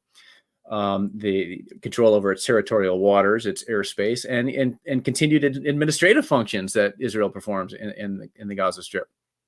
So the occupation was never ended. In fact, it was escalated into a state of total siege, as I've already explained. And repeatedly, it was Israel that violated ceasefires, including before Operation Cast Lead, which was from December 28th. Memory serves, December 27th, 2008 to January 18th, 2009. And before that, there had been a ceasefire in place starting from June 16th or June 19th. I forget the exact dates. There was a ceasefire between Israel and Hamas that was honored uncontroversially. It was honored by Hamas. It was violated by Israel. And this is completely uncontroversial. It's just that's just the documentary record. It's just one of those clear-cut instances where sometimes violence begins and it's kind of like, well, all right, there's always a tit for tat somewhere, and you can kind of just keep going back, and it's like, well, Israel did this, but no, Hamas did that, but Israel did that, and you can kind of keep going back with these back and forth kind of tit for tat responses. But in this case, it was absolutely clear-cut and unambiguous. There was a ceasefire. Hamas honored it. Israel violated it. It was very and that's admitted by even the Israeli military establishment. And so Israel was the one who violated that ceasefire. And of course, we're always supposed to believe that it's always Hamas violating ceasefires in unprovoked ways of launching rockets. And you look at the mainstream media reporting on that, the New York Times. Of course, the New York Times reported Israel's violation of the ceasefire on the day it happened, which was November 4th. And actually, there had been violations before November 4th in 2008. But the major one occurred on November 4th with an Israeli incursion into Gaza that killed, I think, 4 Hamas members. And that's when the ceasefire basically ended. And from that point on, from November 4th until December 27th in 2008, you had this tit for tat violence. The return to rocket fire from Hamas and other armed groups, and Israeli airstrikes into Gaza. But Israel had been threatening an invasion before the ceasefire was implemented. And I actually predicted that the ceasefire would end with Israeli provocations to create a pretext for its pre-planned operation in Gaza, which is exactly what happened. So I actually had called that correctly. And so that was the situation with Operation Cast Lead. And then you had, of course, again, as I mentioned, it was characterized by indiscriminate attacks. One more thing on Cast Lead before we move to Pillar of Defense. Norman Finkelstein has theorized that it is not a coincidence that November 4th of 2008 happened to be the day of the U.S. presidential election. Do you think that this was actually provoked by the IDF knowing that world attention was on whether or not America is going to get its first black president, or are the dates just a coincidence?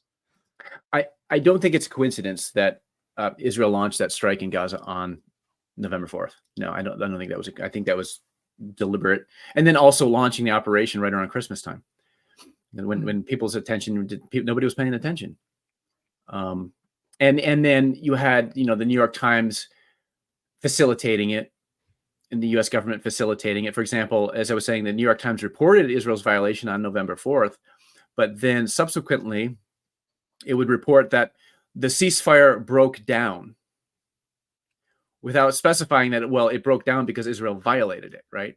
And then after a couple of weeks, I think it was within 3 weeks of that ceasefire violation, the New York Times would just characterize the violence as that Israel, or when Israel began its operation, the New York Times would characterize the violence as, well, Israel began its operation after Hamas had been incessantly firing rockets into Israel, without even a mention of the ceasefire. Like, the ceasefire was just wiped from history entirely. Well, why? Well, because it was Israel that had violated it. So that's the nature of the U.S. media reporting. Facilitating this operation by manufacturing consent for it. So either people weren't paying attention because of the election or Christmas, and then even when people were paying attention, they're getting a completely false narrative by the government and the media that served to manufacture consent for it. So Operation Pillar of Defense, this is 2014? Pillar of Defense was that 2014?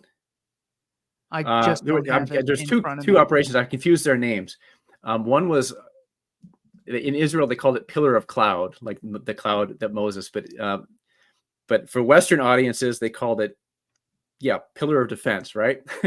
and then Protective Edge was Protective Edge was 2014. Correct me if I'm wrong. So Pillar of Defense was the 2012 war, if I'm not mistaken. Pillar of Cloud, it says 2012. So I think defense would have been Yeah. Okay. 2014. Yeah. I tend to get those confused sometimes. But that one was a lesser operation than Operation Cast Lead was. It didn't involve such a full scale like ground invasion. But again, we had the way it was characterized in Western media was, again, Israel is just responding to rocket attacks. But of course, you can go back into the history, and this is a bit more muddied because it wasn't such a clear cut. It wasn't the case where you had just a ceasefire and then it was just violated by one party. There was all kinds of provocations and acts of violence on both sides that led up to that. But the media tended to pick a specific incident, right? It's like, oh, well, Hamas attacked a Jeep and blew up a Jeep with mines and killed a couple of Israeli soldiers or something. And so they would pick a specific instance of Hamas, perpetrating some act of violence, against Israeli soldiers or something. But then you can go back and it's like, well, wait a minute. Right before that incident with the Jeep, there was an Israeli incursion, a strike that killed children playing soccer in Gaza. So why isn't that the start of it, right? And so this was the situation in 2012 where you had this violence back and forth, and but of course it was always just blamed on Hamas rocket attacks. And so that one also involved, was also characterized by war crimes and airstrikes targeting the civilian infrastructure.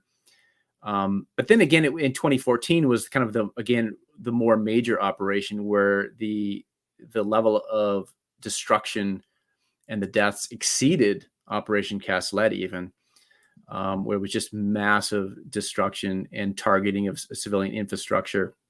And again, just implementation of the Dahiyya Doctrine, which is so called because in the 2006 Lebanon war, Israel had flattened a district of Beirut known as the Dahiyya district. And so that's where they get the name of the Dahiyya Doctrine that they implemented in 2008, Cast Lead, which again was the policy of deliberate use of disproportionate force. In other words, deliberate war crimes. And this ties into the whole, the propaganda claim that, well, Palestinian civilians only ever died in these operations because Hamas was using them as human shields. But this depends on a use of the term human shields that bears no relationship to its definition under international law, which can be found in the Protocol 1 additional to the Geneva Conventions. And instead, it's a euphemism, meaning any Palestinians killed in Gaza by virtue of their being in Gaza. That's what a human shield is. Because they've designated Gaza as a military zone. Essentially, Okay. Gaza is a military target, and so anyone in Gaza is a military target by virtue of being there. And so that's what a human shield is. Which, of course, that's not the meaning of a human shield in international law. And not only that, but in case after case, you had Israel deliberately targeting hospitals, ambulances, UN schools being used as shelters to shelter civilians who had been told to flee their homes without any possible military justification. As confirmed by numerous international investigations, you had Human Rights Watch, Amnesty International, numerous UN bodies doing investigations. You had the UN fact-finding mission headed up by Richard Goldstone in the case of Operation Cast Lead. Just all these investigations coming back with nothing in terms of, Israel claiming that they had military justification for these attacks, and you're looking at specific attacks and just finding absolutely no military justification whatsoever. And this includes looking at Israel's own evidence, of course. Here's what Israel claimed, and here's the supposed evidence for it, and yet Israel's claims were completely baseless in every case. In fact, there wasn't in Operation Cast Lead, which is the one I've investigated most deeply and closely, like reading every single one of those reports on it and just consuming everything I could read about it. There wasn't a single documented instance of a Palestinian civilian being killed in Operation Cast Lead because they were being used by Hamas as a human shield. not a single documented instance. And Whereas the there were documented instances of Israeli soldiers using Palestinian civilians as human shields. And the Israelis have, like, an explicit policy, according to Haaretz, of killing Israelis if they get captured, so they can't be used as leverage, called the Hannibal Doctrine. This was fascinating to read about. You mentioned the UN building. That was, even in Lebanon in 2006, the second Qana massacre, if I'm not mistaken, was at a United Nations shelter. Uh, Possibly, I don't recall exactly on that one, but Israel targets UN shelters routinely in its operations. So it's not only since 10/7 that it's been doing that. So is the goal to get this population so terrified that they just leave? Is that the in goal of targeting, what could appear to be just random, acts of terrorism? in prior operations like Cast Lead and Protective Edge, the goal was to punish the civilian population, essentially for having Hamas as its leadership. The goal in Israel's current military operation in Gaza is different. The goal with its current operation is to eliminate the Palestinians in Gaza as a people. So the goal in this case is genocide. And, this is more common than people understand. Winston Churchill wrote a book titled The World Crisis, 1911 to 1918, where he was First Lord of the Admiralty during the First World War, and he said, "The policy of the British blockade was to starve all men, women, and children, wounded and sound, into submission." That is literally a quote from his own book. That's the policy. They never worried about getting Kaiser Wilhelm, who was in the Netherlands and living in a mansion. It was the civilian population. So the statist hero, Winston Churchill, engaged in this. It looks like this is what we're seeing in Gaza today. When it Yeah. comes to the rise of Hamas in Gaza, Connor Freeman and Scott Horton have published a number of quotes which indicate that there was a policy of both parties in Israel supporting Hamas. What can we learn from this? And is there an innocent explanation that they were allowing money to come in so they could have Singapore on the Mediterranean Sea? What is this? Is it true? What was the goal? Yeah, it's absolutely true and completely uncontroversial. I mean, if you read the Israeli media, the Israeli media after 10/7 were themselves routinely pointing out the fact that Netanyahu had maintained a policy of utilizing Hamas as a strategic ally for the purpose of blocking any movement toward peace negotiations with the Palestinians. There's no question about that. That was his policy. It's just open and acknowledged that that's the case. And so that Netanyahu had maintained that policy ever since he came into office. But it actually predates Netanyahu. I mean, if you go back to Hamas's origin, it was founded in 1987, published its charter in 1988, which happens to be the year that the PLO issued its declaration of Palestinian statehood, while also officially accepting the two-state solution. The PLO had been accepting the two-state solution since really the mid-70s, but officially accepted it in 1988. And so the PLO was a threat to Hamas. To Israel. It posed this threat of peace because up until then, Israel had been able to use Palestinian terrorism as a means of saying, look, we don't have a peace partner. And so Israel really needed terrorism to be able to maintain its policy, because without the terrorism, it couldn't say, oh, well, because that was a justification for its continued occupation, for its policy positions in terms of negotiations. And so when Yasser Arafat officially accepted the two-state solution, meaning officially accepting Resolution 242, which called on Israel to withdraw from the occupied territories, to withdraw to the armistice lines of 1949, or sometimes called the 1967 lines or the Green Line. These are all synonymous. And that's what 242 called on Israel to do, to withdraw to the positions it held pre-June 5th, 1967. and by accepting that, by accepting a Palestinian state alongside Israel in just 22% of the Palestinians' former homeland, from which they were ethnically cleansed for the Jewish state to come into existence, which was already a major concession on the part of the Palestinian leadership. But by doing that, they were threatening the occupation regime, because of course Israel wants the land. It doesn't want to withdraw from that territory. And so from the beginning, Israel utilized Hamas as a counterforce to undermine the PLO. And this included, at least tacitly, if not actually directly, supporting Hamas against Arafat's PLO. So that policy was there kind of from the start. And of course, it wasn't always a situation where Hamas was like clearly some kind of asset of Israel or anything like that. That's not what I'm claiming. But under Netanyahu, it was just absolutely explicit and went right back to, we're going to use Hamas deliberately, strategically. As long as Hamas is in power, the leadership is divided between the West Bank and Gaza. They have no united leadership. That's good for us, because how can we have negotiations when they don't even have a united leadership to negotiate with? How can we negotiate with a terrorist organization that fires rockets at Israel?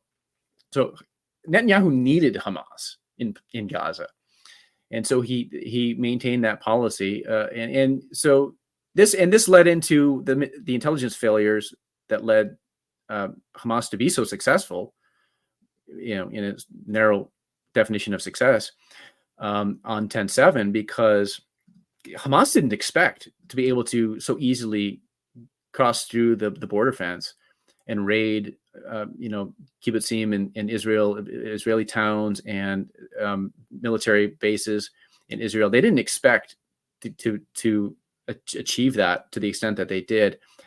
And one of the reasons why the Israel military just was so slow to respond on that day was they did have foreknowledge of Hamas's operation. There's no question about that.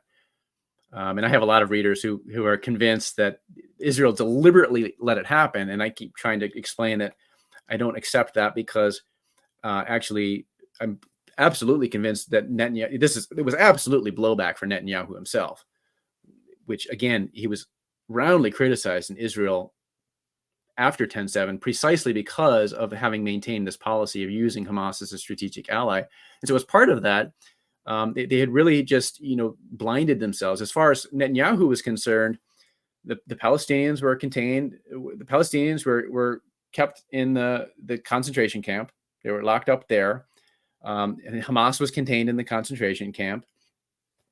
And they have their useful tool, Abbas, in the West Bank, who is doing he's enforcing the PA's role of essentially serving the PA's role under the Oslo Accords, of essentially serving as Israel's collaborator and enforcing its occupation regime. They're continuing their land grabbing and settlement construction in the illegal wall in the West Bank. Things are going great there. So everything's going well.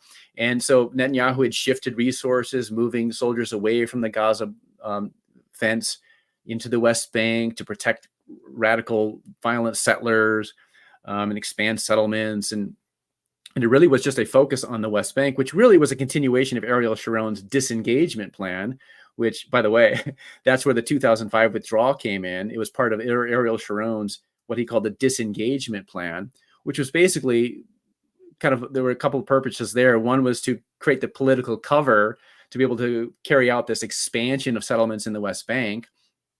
By saying, oh, look, out of the goodness of our hearts, we're just going to withdraw from Gaza, while at the same time, escalating the illegal settlement activities in the West Bank. So that was the disengagement plan. And the other purpose of the so-called disengagement plan, as again explained by Ariel Sharon's top advisor, Dov Weissglass, was, as he described it, the formaldehyde to essentially so the peace process, describing the peace process, it was the formaldehyde necessary to, keep the peace process dead, essentially, is what he was trying to say. He described it as formaldehyde. So it was the means by which they could make sure that there was going to be no peace negotiations with the Palestinians. So that was Ariel Sharon's policy. And Netanyahu basically just continued that and then escalated it and increased it. And so you had the shifting away of resources, and they just refused. You had lower level intelligence analysts in the Israeli armed forces who were warning about activities of Hamas in Gaza and exercises that Hamas was doing, for example. I think it was right called out in the open. Operation Jericho Wall comes to mind, and that was reported by the New York Times. They basically Yeah. had this information Yeah. beforehand. Yeah, they did. So they knew about it, and you had intelligence analysts like reporting these activities and saying, "I think something's coming. This is not normal," or the chatter that they were receiving. Like there's something coming, and there's something big coming, and they were trying to warn higher level officials, but the top leadership in the military intelligence establishment, in accordance with Netanyahu's policy, were just blinding themselves to it, and they just refused to listen to it because they had convinced themselves that Hamas was contained in the concentration camp, and they were able to focus without worry on land grabbing in the West Bank and essentially annexing more West Bank territory. And that was really just their worldview. And so when the status quo was shattered on 10/7, which was the aim of the Al-Aqsa flood, as I mentioned, I really think they had deliberately blinded themselves to the threat, as opposed to, people, again, I have a lot of readers who are convinced that they deliberately allowed it to happen, but that doesn't actually make any sense at all for Israel to have done that. Well, it was blowback. When you look at Ring doorbell cameras or simply safe home security systems, before a person is able to ring the doorbell, the camera turns on when someone's 10 feet away, starts recording, and alerts the homeowner on their phone immediately. So the fact that the IDF, with all its billions of dollars, with its Iron Dome, had such a slow response time, and when they did respond, they enacted the Hannibal Doctrine. I'm open to the idea that it was just incompetence to the level of the focus was on expanding settlements in the West Bank. I just don't have, again, there was the Jericho wall warnings. James Corbett has made the case that Egyptian intelligence warned Israel ahead of time. Yep. Now, for people who are having trouble saying, why would some regime go through all this effort to just block the existence of a state? Are they just pure evil? Realize President Abraham Lincoln was willing to have 600,000 Americans killed to make sure the South didn't have its own country. So it's very plausible that they don't want another rival state on their border. This is actually very common. Just imagine if Texas wanted to secede today, would Joe Biden just be like, I'm sorry I didn't do a good enough job running the government. You guys are free to go. They would send in the tanks. Eric Swalwell likes to threaten us with nuclear weapons every few months already if we dare to say that we'd like to secede. So this is very common. And one note on concentration camps. That term, the earliest example I could find of concentration camp is with regard to the Boer War of 1899 to 1902 in South Africa, where the British Empire is refusing for the South African Republic and the Free Orange State to secede from the British Empire. And they basically established concentration camps. The Spanish also did this in Cuba. People think that what Guerra Island was referring to was he was admitting that it's just like Auschwitz and Treblinka and Sobibor and Belzec. Those are death camps. What this is well, what are you meaning when you say concentration camp? Well, you've heard Gaza described as the world's largest open air prison, but a concentration camp is basically just meaning an area where people are rounded up and locked in and not allowed to leave, and whatever gets in or out is restricted and dependent on the occupying power to determine. And so, yeah, it wasn't a death camp. And that's the thing when I describe it as a concentration camp. And again, not my words. I'm quoting Guerra Island's description of it when I use that term. What was his title in the Israeli? He was the head of the National Security Council in Israel. Okay. Yeah, at the time. He's quoting a man in a position to know what he's actually talking about, not just some rando. You've referred to the ethnic cleansing of Palestine. According to Dr. Walter Block, these Palestinians who emigrated during the Nakba in 1948 were told by surrounding Arab nations for those Palestinians to evacuate because we're going to push the Jews into the ocean, bomb them out of existence, and then you can come back. So he says that this was an emigration. A lot of people say this, whereas you say it was an ethnic cleansing. You mentioned Ergon, Stern, and Haganah gangs previously. Walk us through who these groups are and what the ethnic cleansing of Palestine was.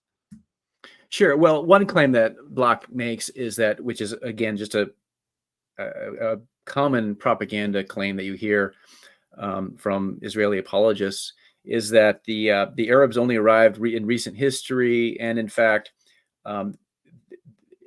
Palestine was essentially unpopulated until the Jews arrived and they developed an economy there, and only then did Arabs en masse immigrate into Palestine, which is a hoax claim.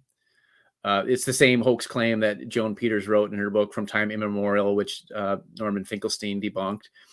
And when Block makes this claim, I've debunked that myself. I mean, you can go back and it's just completely untrue. Go back and read the primary source materials from the Mandate era. Arabs were the majority; they always were. Jews were a minority. Most of the increase in the Jewish population throughout the Mandate era was due to immigration, whereas most of the increase in the Palestinian population was natural increase. There's very little immigration of Arabs into Palestine at the time. There was some, but they claim that's how the Arab population arrived, was through some mass immigration, is completely false. It's totally ahistorical. It's a hoax claim. So there's one hoax claim that Walter Block makes, which incidentally he makes in a paper that was peer-reviewed in some journal, which just goes to show how worthless, the idea of peer review is a lot of times. But so that's as far as the population is concerned. And then he piggybacks off of that whole hoax claim to say that what happened in 1948 was not ethnic cleansing. People just left. They were told to leave. They were ordered to leave by the Arab leadership. But, again, there's an impeccable source debunking that claim, which is the IDF itself. So after it was originally the Haganah was the Israeli paramilitary organization that after May 14th, 1948, when the Zionists unilaterally declared the existence of the state of Israel, it became the Israeli Defense Forces, the IDF. And so the IDF had an intelligence agency, and they assessed the causes of the flight of Arabs from the territory that they called Israel, because they had again unilaterally declared the existence of this Jewish state, and they detailed the causes of the flight, and they explained right in this document, in this intelligence document, that it was mainly because of our military operations coupled with the operations of the Zionist terrorist organizations, which the document refers to as the dissenters.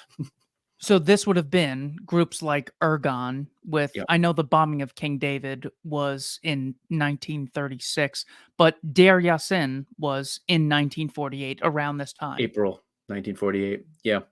Okay. Deir Yassin was an example where the Stern Gang, I believe it was the leading group in that operation, where they invaded this village. I think around 100 people were killed in the village, mostly civilians. It was a massacre, and that caused terror among neighboring villages. That it caused this flight. The IDF, the Haganah was deliberately using terror as a strategy to frighten people into fleeing the villages.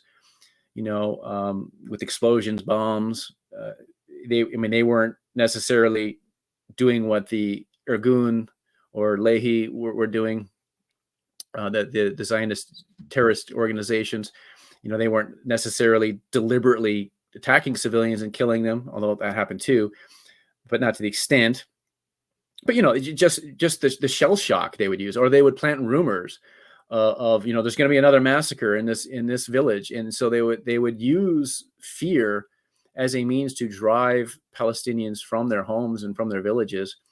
And the Palestinians had been essentially disarmed during the Arab Revolt from 1936 to 1939 under British guns, because of course the British occupation, the purpose of which was to deny the Palestinians their exercise of their right to self-determination, and reneging on the British promise to support Arab independence after World War I, getting Arab support for World War I by promising to support their independence from Ottoman rule, and then reneging on that promise when it came to the Palestinians in order to facilitate the Zionist settler colonial project to reconstitute Palestine into a demographically Jewish state. And so the British policy really facilitated the ethnic cleansing of Palestine. And it was ethnic cleansing. They didn't just up and leave. They weren't ordered to do so. And coming back to that intelligence document, yeah, they said that, yeah, there were some cases in which, Arab leaders would tell people to flee the village or something. But this accounted for like 5% of the flight or something like that. It was just a kind of a marginal influence on the flight. And more so than that, the Arab leadership was actually trying to persuade people to go back to their homes and back to their village, and trying to send male youths back to the front lines. And this is again right in the IDF's own intelligence document, saying that the Arab leadership wasn't telling people to flee and get out of the way so we can commit mass genocide against the Jews in the new state of Israel. No, they were saying, no, you guys have to go back to your villages. Go back home. Don't flee. Like go back. And that's actually what the Arab leadership was doing at the time. So this claim that they all fled because they were told to, because the Arabs were launching a war, genocidal war to destroy the state of Israel. Well, that's also another myth. It isn't true that the Arab states invaded Israel in 1948. And the simple reason I can say that is because no state of Israel legitimately existed, because there was no such thing as a legally defined entity known as the State of Israel. The idea that the UN created Israel ties into this. That's a myth. The UN did not create Israel. UN General Assembly Resolution 181, which is the infamous Partition Plan resolution, neither partitioned Palestine nor conferred any legal authority to the Zionist leadership for their unilateral declaration of May 14th. At the time of that declaration, Jews owned about 7% of the land in Palestine. Arabs owned more land in every single district. And of course, Arabs were the majority. The partition plan was wholly inequitable. The Arabs were perfectly reasonable to reject it because it was absolutely prejudicial against their rights. So of course they rejected it. They were right to do so. And then the Zionists unilaterally declared their state. And by the time that Israel did that, by the time the Zionists declared Israel in May 1948, already 250,000 Arabs had already been ethnically cleansed from their homes. And so what the neighboring Arab states did, they didn't launch a war against Israel to wipe it off the map. No, they intervened into Palestine to try to prevent the ethnic cleansing and try to, at least to some extent, stop it from happening, which they did with very limited success. It was mostly a failure. Jordan managed to hang on to the West Bank, and Egypt held on to the tiny Gaza Strip. And so until 1967, the West Bank was administered by Jordan, and Egypt administered Gaza. It was after the 1967 war and occupation and passage of Resolution 242 that this idea of the two-state solution, premised on those what people call borders, kind of was developed, where the idea was, well, there should be two states. But again, when the Palestinian leadership accepted the two-state solution and the idea of a Palestinian state in just 22% of their former homeland, that was a major concession on the part of the Palestinians. And you hear about Israel making enormous concessions to the Palestinians. And the Palestinians have been offered a state time and time again, and the Palestinians never miss an opportunity to miss an opportunity. All of this is just hoax Zionist propaganda narratives that bear no relationship to reality, because in every single instance, Camp David is the example that most often comes up. The supposedly generous offer consisted of more ultimatums for the Palestinians to surrender even more of their land and give up more of their own of their rights. And the idea being that, this gets into Resolution 242 and what the two-state solution is. So the two-state solution, in favor of which there's an international consensus with Israel and the U.S. mainly, and a couple of Pacific Island countries dissenting from. The two-state solution is premised on the applicability of international law to the conflict, including implementation of Resolution 242, calling on Israel to withdraw from the occupied territories, as the International Court of Justice just affirmed a couple months ago. Whereas this is another big deception, where the peace process, the so-called peace process, was premised on a rejection of the applicability of international law to the conflict. And so this is the deception. Well, they'll say that, well, Israel accepts the two-state solution. Well, no, it doesn't, because Israel has always rejected Resolution 242, and instead Israel has its own unilateral interpretation of Resolution 242, whereby it doesn't have to withdraw from the occupied territories. It can keep some of that territory until there's a final peace agreement. But that's completely incompatible with the principle of international law emphasized in the preambular section of 242, that the acquisition of territory by war is inadmissible. And so there's no such thing under international law as this idea that, well, the Palestinians are not allowed to exercise their right to self-determination until their occupier agrees to allow it. It's completely incompatible with the requirements of international law, as, again, the ICJ just affirmed a few months back, where it ruled that Israel's occupation itself is illegal. Not just that numerous aspects of its occupation, like the settlement regime and the wall that it built there, and the systematic discrimination against Palestinians, and the limitations on Palestinians' movement, and the inhibition of their economy. Not just all of that is illegal, but the occupation itself is fundamentally illegal because it constitutes a violation of the Palestinians' right to self-determination. But anyhow, this was always the sleight of hand that they used to sustain this so-called peace process, which was really always just the means by which Israel and the U.S. blocked implementation of the two-state solution. It was never aimed at implementing the two-state solution, just the opposite. So that was the deception.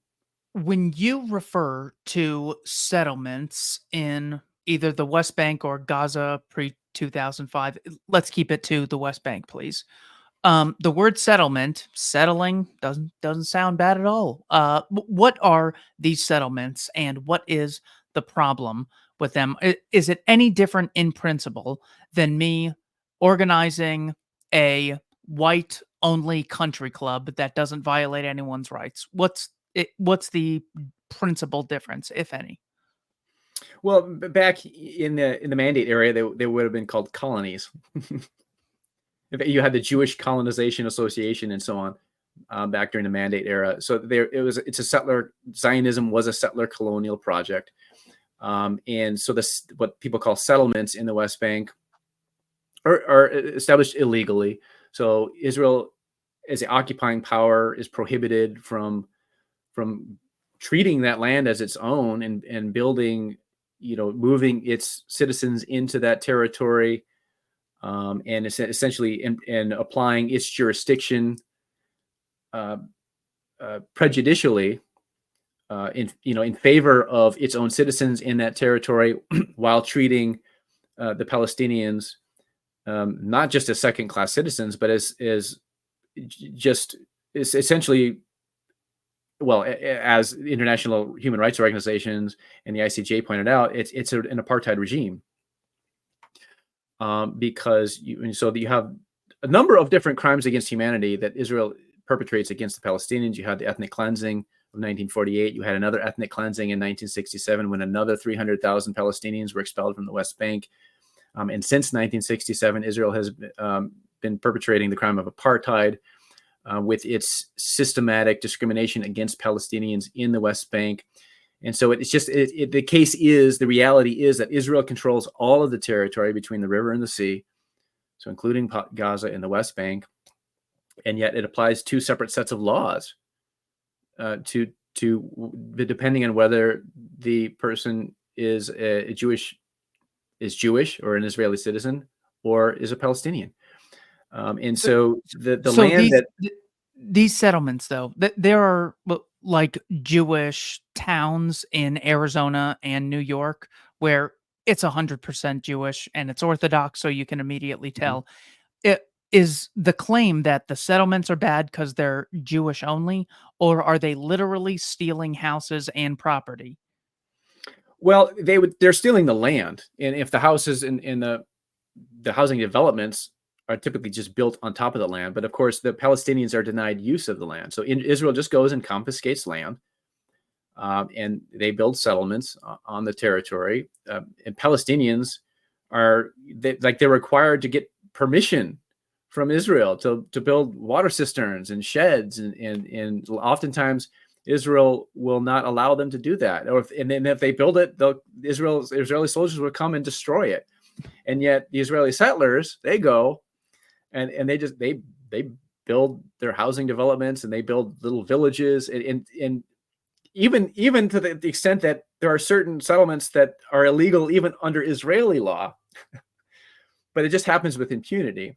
And of course, there's violent settler attacks against Palestinians in the vicinity of Jewish settlements. And it really is a policy of denying Palestinians the use of their own land so that it can be confiscated by Israelis. And then Israeli law is applied there in terms of jurisdiction, so that Israeli settlers living in the occupied West Bank are treated as Israeli citizens, and the law applies to them as Israeli citizens, where again, there's a completely different standard for the Palestinians living in the West Bank.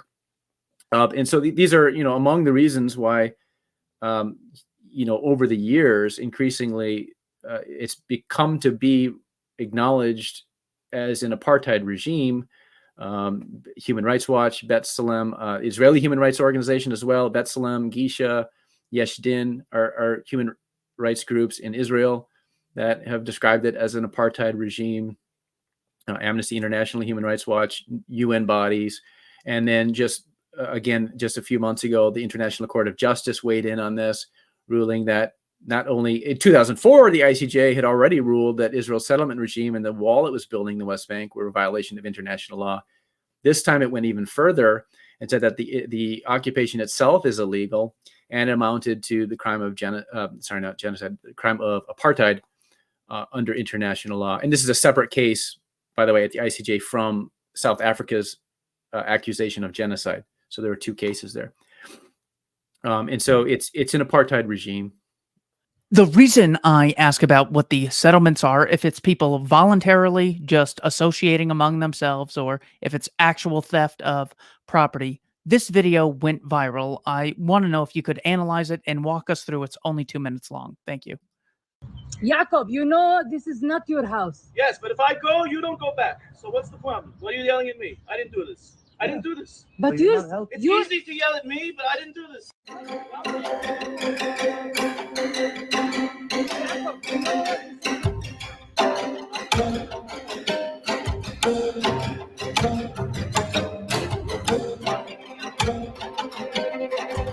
You are stealing my house. And if I don't steal it, someone else is going to steal it. So that was my understanding of what the problem with the settlements was. Because if it's voluntary segregation, I don't really have any problem with that in Arizona, New York, or Palestine. Doesn't look like that's what's going on here. Is this common, or is this some anomaly that the anti-Semites are putting on Twitter? No, I don't think it's an anomaly. This is the situation. It's not voluntary as far as the Palestinians are concerned. The Palestinians, of course, have been protesting this since the occupation began, and of course, the settlement regime began as soon as Israel had occupied the West Bank in 1967. It began immediately following that war. Again, libertarians can look at issues of property rights. And Walter Block has made this argument that well, the land all belonged to the Jews. So he's using this collectivist notion. He calls it a libertarian argument and the libertarian position on Palestine, but really it's completely anti-libertarian on its face, because he's using a collectivist idea of land ownership, which we reject. And so I don't want to make the counter mistake of saying, well, it's Palestinian land by virtue of being described as the West Bank and being described under international law as occupied Palestinian territory, because we don't deal with collective ideas of land ownership. But at the same time, we recognize that states, even though we might object to the existence of a state, it's good that states do have this thing called international law, where they basically engage in contracts with each other, and say, well, listen, we have wars with each other sometimes, but let's not be too hard on our citizen populations. Let's agree to our civilian populations. Let's agree to tamp down our activities in war, and establish this thing called international humanitarian law, and try to protect civilians during wartime. And let's punish war criminals who violate these types of things. I mean, this is a good thing. I mean, the international law is a good thing, even if you object to the existence of states. And so Israel is a party to international law. It's a party to the UN Charter. Israeli Security Council resolutions are binding on Israel. And so I'm speaking in terms of this framework, where you have a situation where Israel has occupied the West Bank, and since the occupation began, has been illegally building Israeli settlements there, again, denying Palestinians the use of that land. And so this is not something that's anything to do with just voluntary exchanges or just the implementation of property rights. That the Israeli Jews living in these settlements don't have legal right to those homes and those settlements.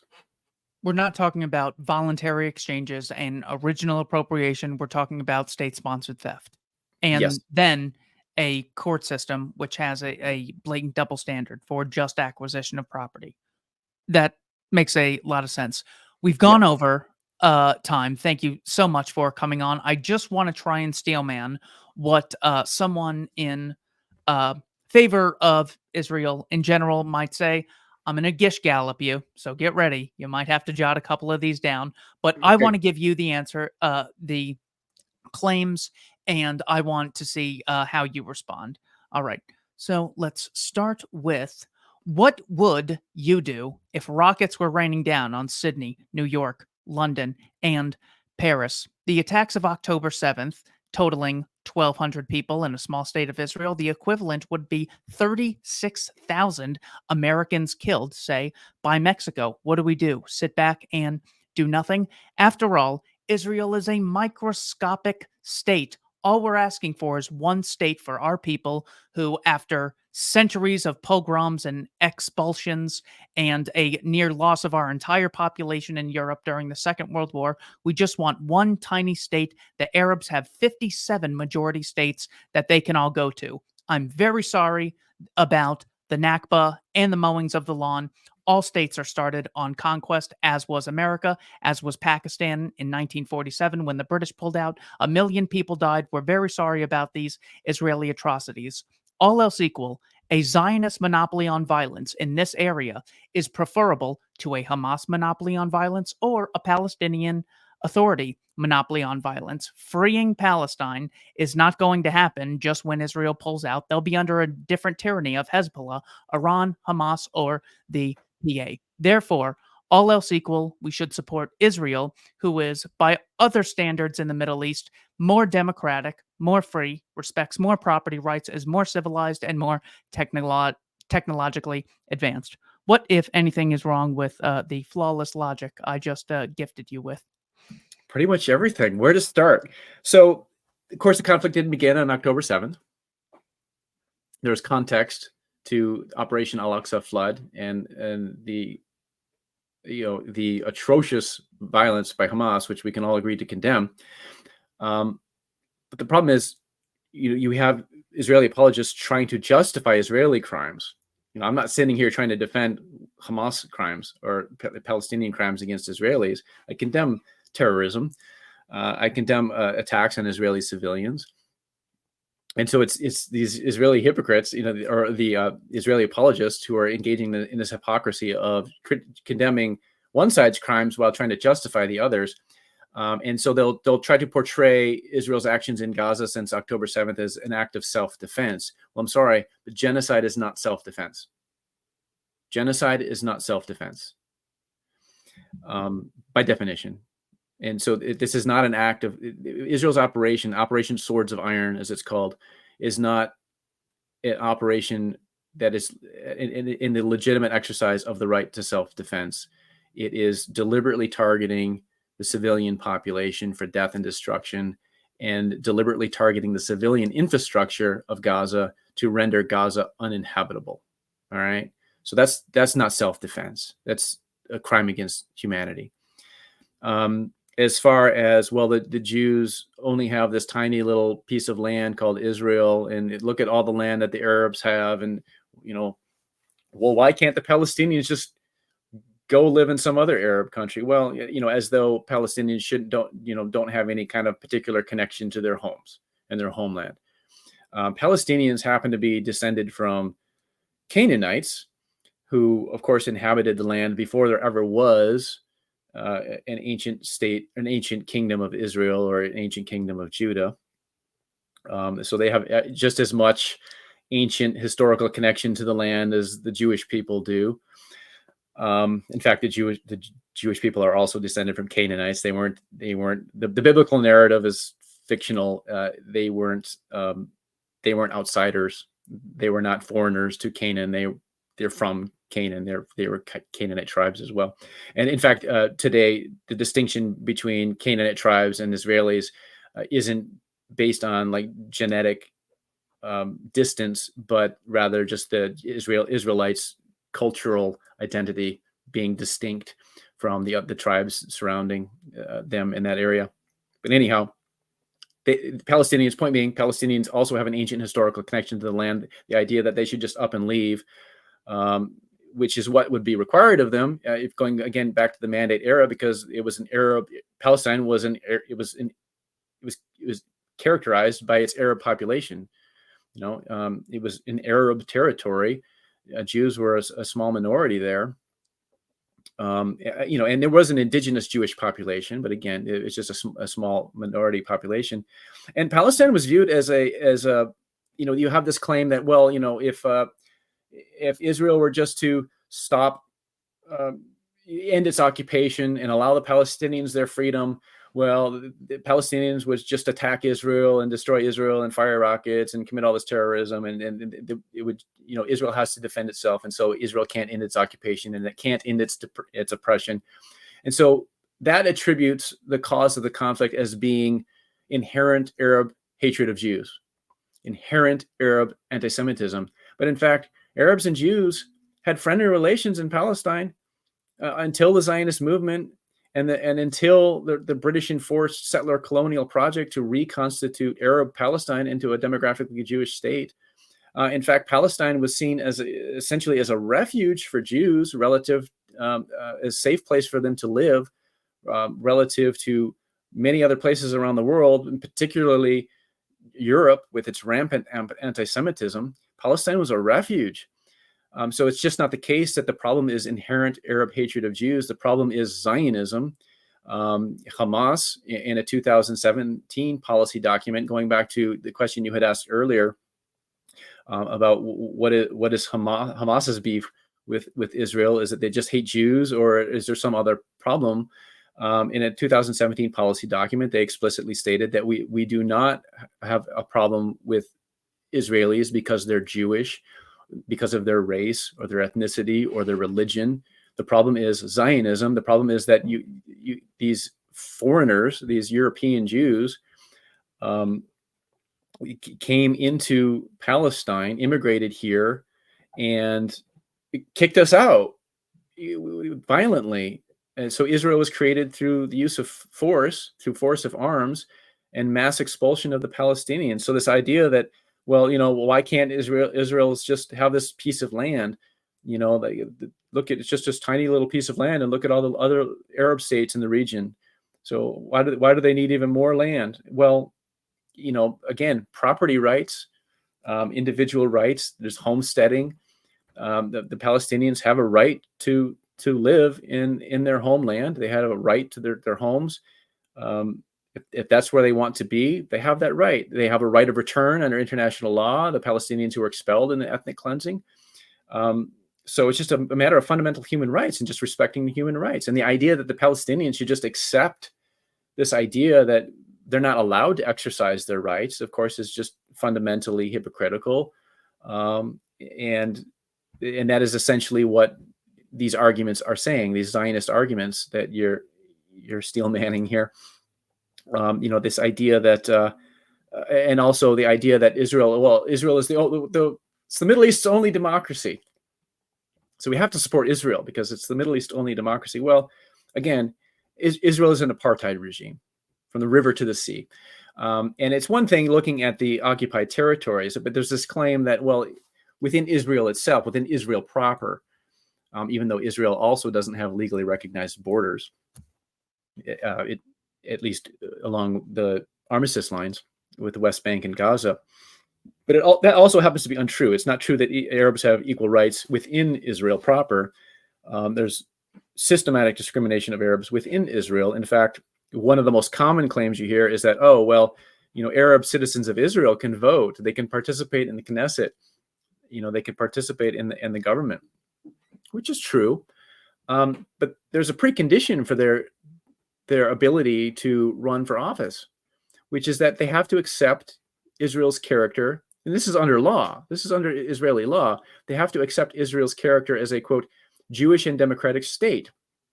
Well, what does that mean? Well, the meaning of that was really explicitly defined in the 2018 Jewish nation state law, which explicitly defines the exercise of self-determination in the territory under Israel's control as a right exclusive to Jews.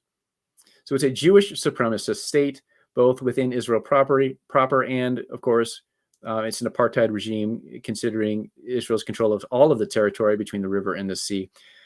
So if I missed anything there, remind me, but those would be my responses to all of those arguments, essentially trying to defend Israel's systematic violation of the Palestinians' fundamental human rights since before even Israel existed, with the British belligerent occupation that facilitated the ethnic cleansing of Palestine in 1948, the 1967 war in which there was the Naksa.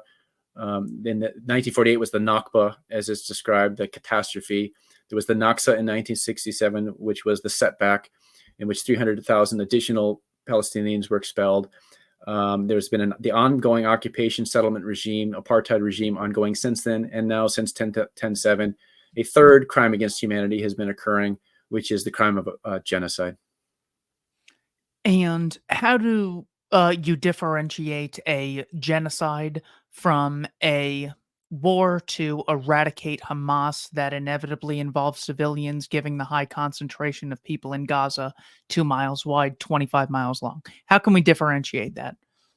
Yeah, the distinction there would be what the target is. So if Israel were targeting military targets, military personnel or military locations, you can have international law doesn't prohibit civilian deaths. There's what's called the principle of proportionality. The civilian deaths cannot be in excess of what is considered reasonable in terms of proportionality to the military advantage gained. But it's just not the case that Israel is targeting military targets. It's systematically targeting the civilian population and the civilian infrastructure.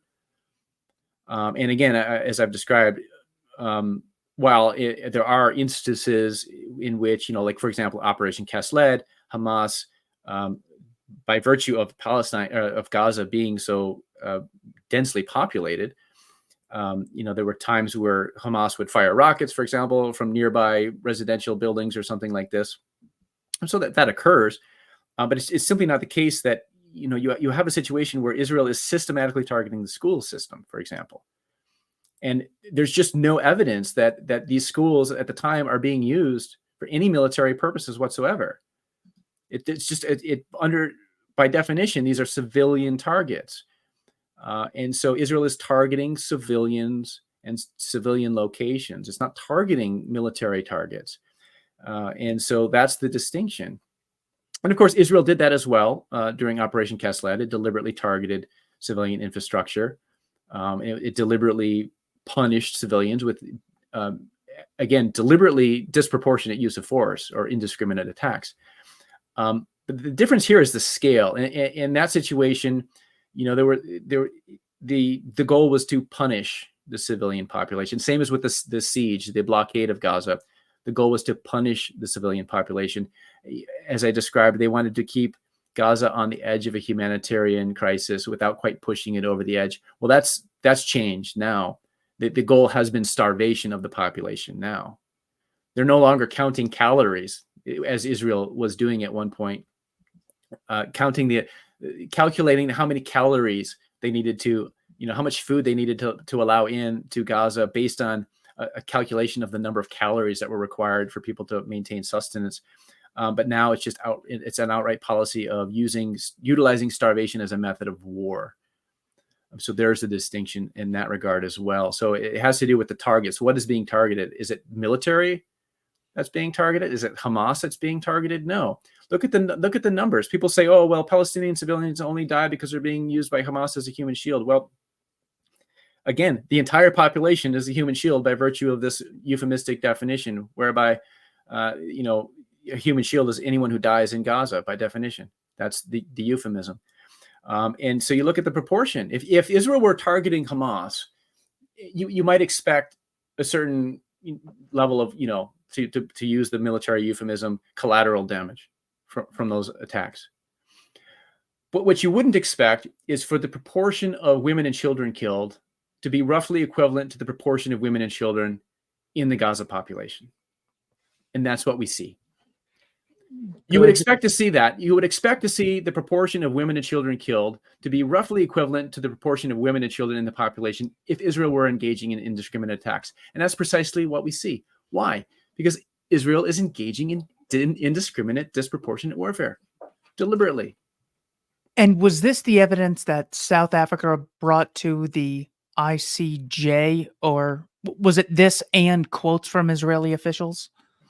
Yes, the case that South Africa brought was absolutely incredible, and it was heroic, really, for South Africa to do that, to take that action, to bring that case to the ICJ, and they wrote a very detailed application to the ICJ accusing Israel of the crime of genocide, and just going right down the list, including, I think it was 8 pages of just quotes from Israeli policymakers and officials and leaders, where they were just openly expressing genocidal intent, which, of course, to prove the crime of genocide under the 1948 Genocide Convention requires intent. And so the intent was there from the beginning. Their intentions have been absolutely clear to render Gaza uninhabitable. They're just systematically destroying agricultural land, greenhouses, water treatment facilities, targeting bakeries, you name it. The hospital system, the medical system has been under attack systematically. The school, the education system, cultural centers and locations. They are trying to destroy the Palestinians as a people. That is the crime of genocide. And so that really is, there's a distinction between legitimate military targets and collateral, quote unquote, collateral damage happening, and war crimes. There's a distinction there. And there's a distinction between war crimes and crimes against humanity, among which is the crime of genocide, which has to do with the scale and the intention. So war crimes can be committed, in individual actions that result in civilians being killed disproportionately or indiscriminately. That's one thing. But when you have it on a population level, where they're targeting the entire population this way, So it's not just this or that attack that constitutes a war crime. The operation itself is targeting the entire population of Gaza, and so that's the distinction there between just regular war crimes and the crime of genocide. Thank you to everyone for watching Keith and I Don't Tread on Anyone and the Libertarian Institute. Thank you to my colleague at the Libertarian Institute, Jeremy R. Hammond, Research Fellow. Check us out at libertarianinstitute.org. Jeremy, thanks so much for your time, brother. Thanks, Keith. Appreciate it.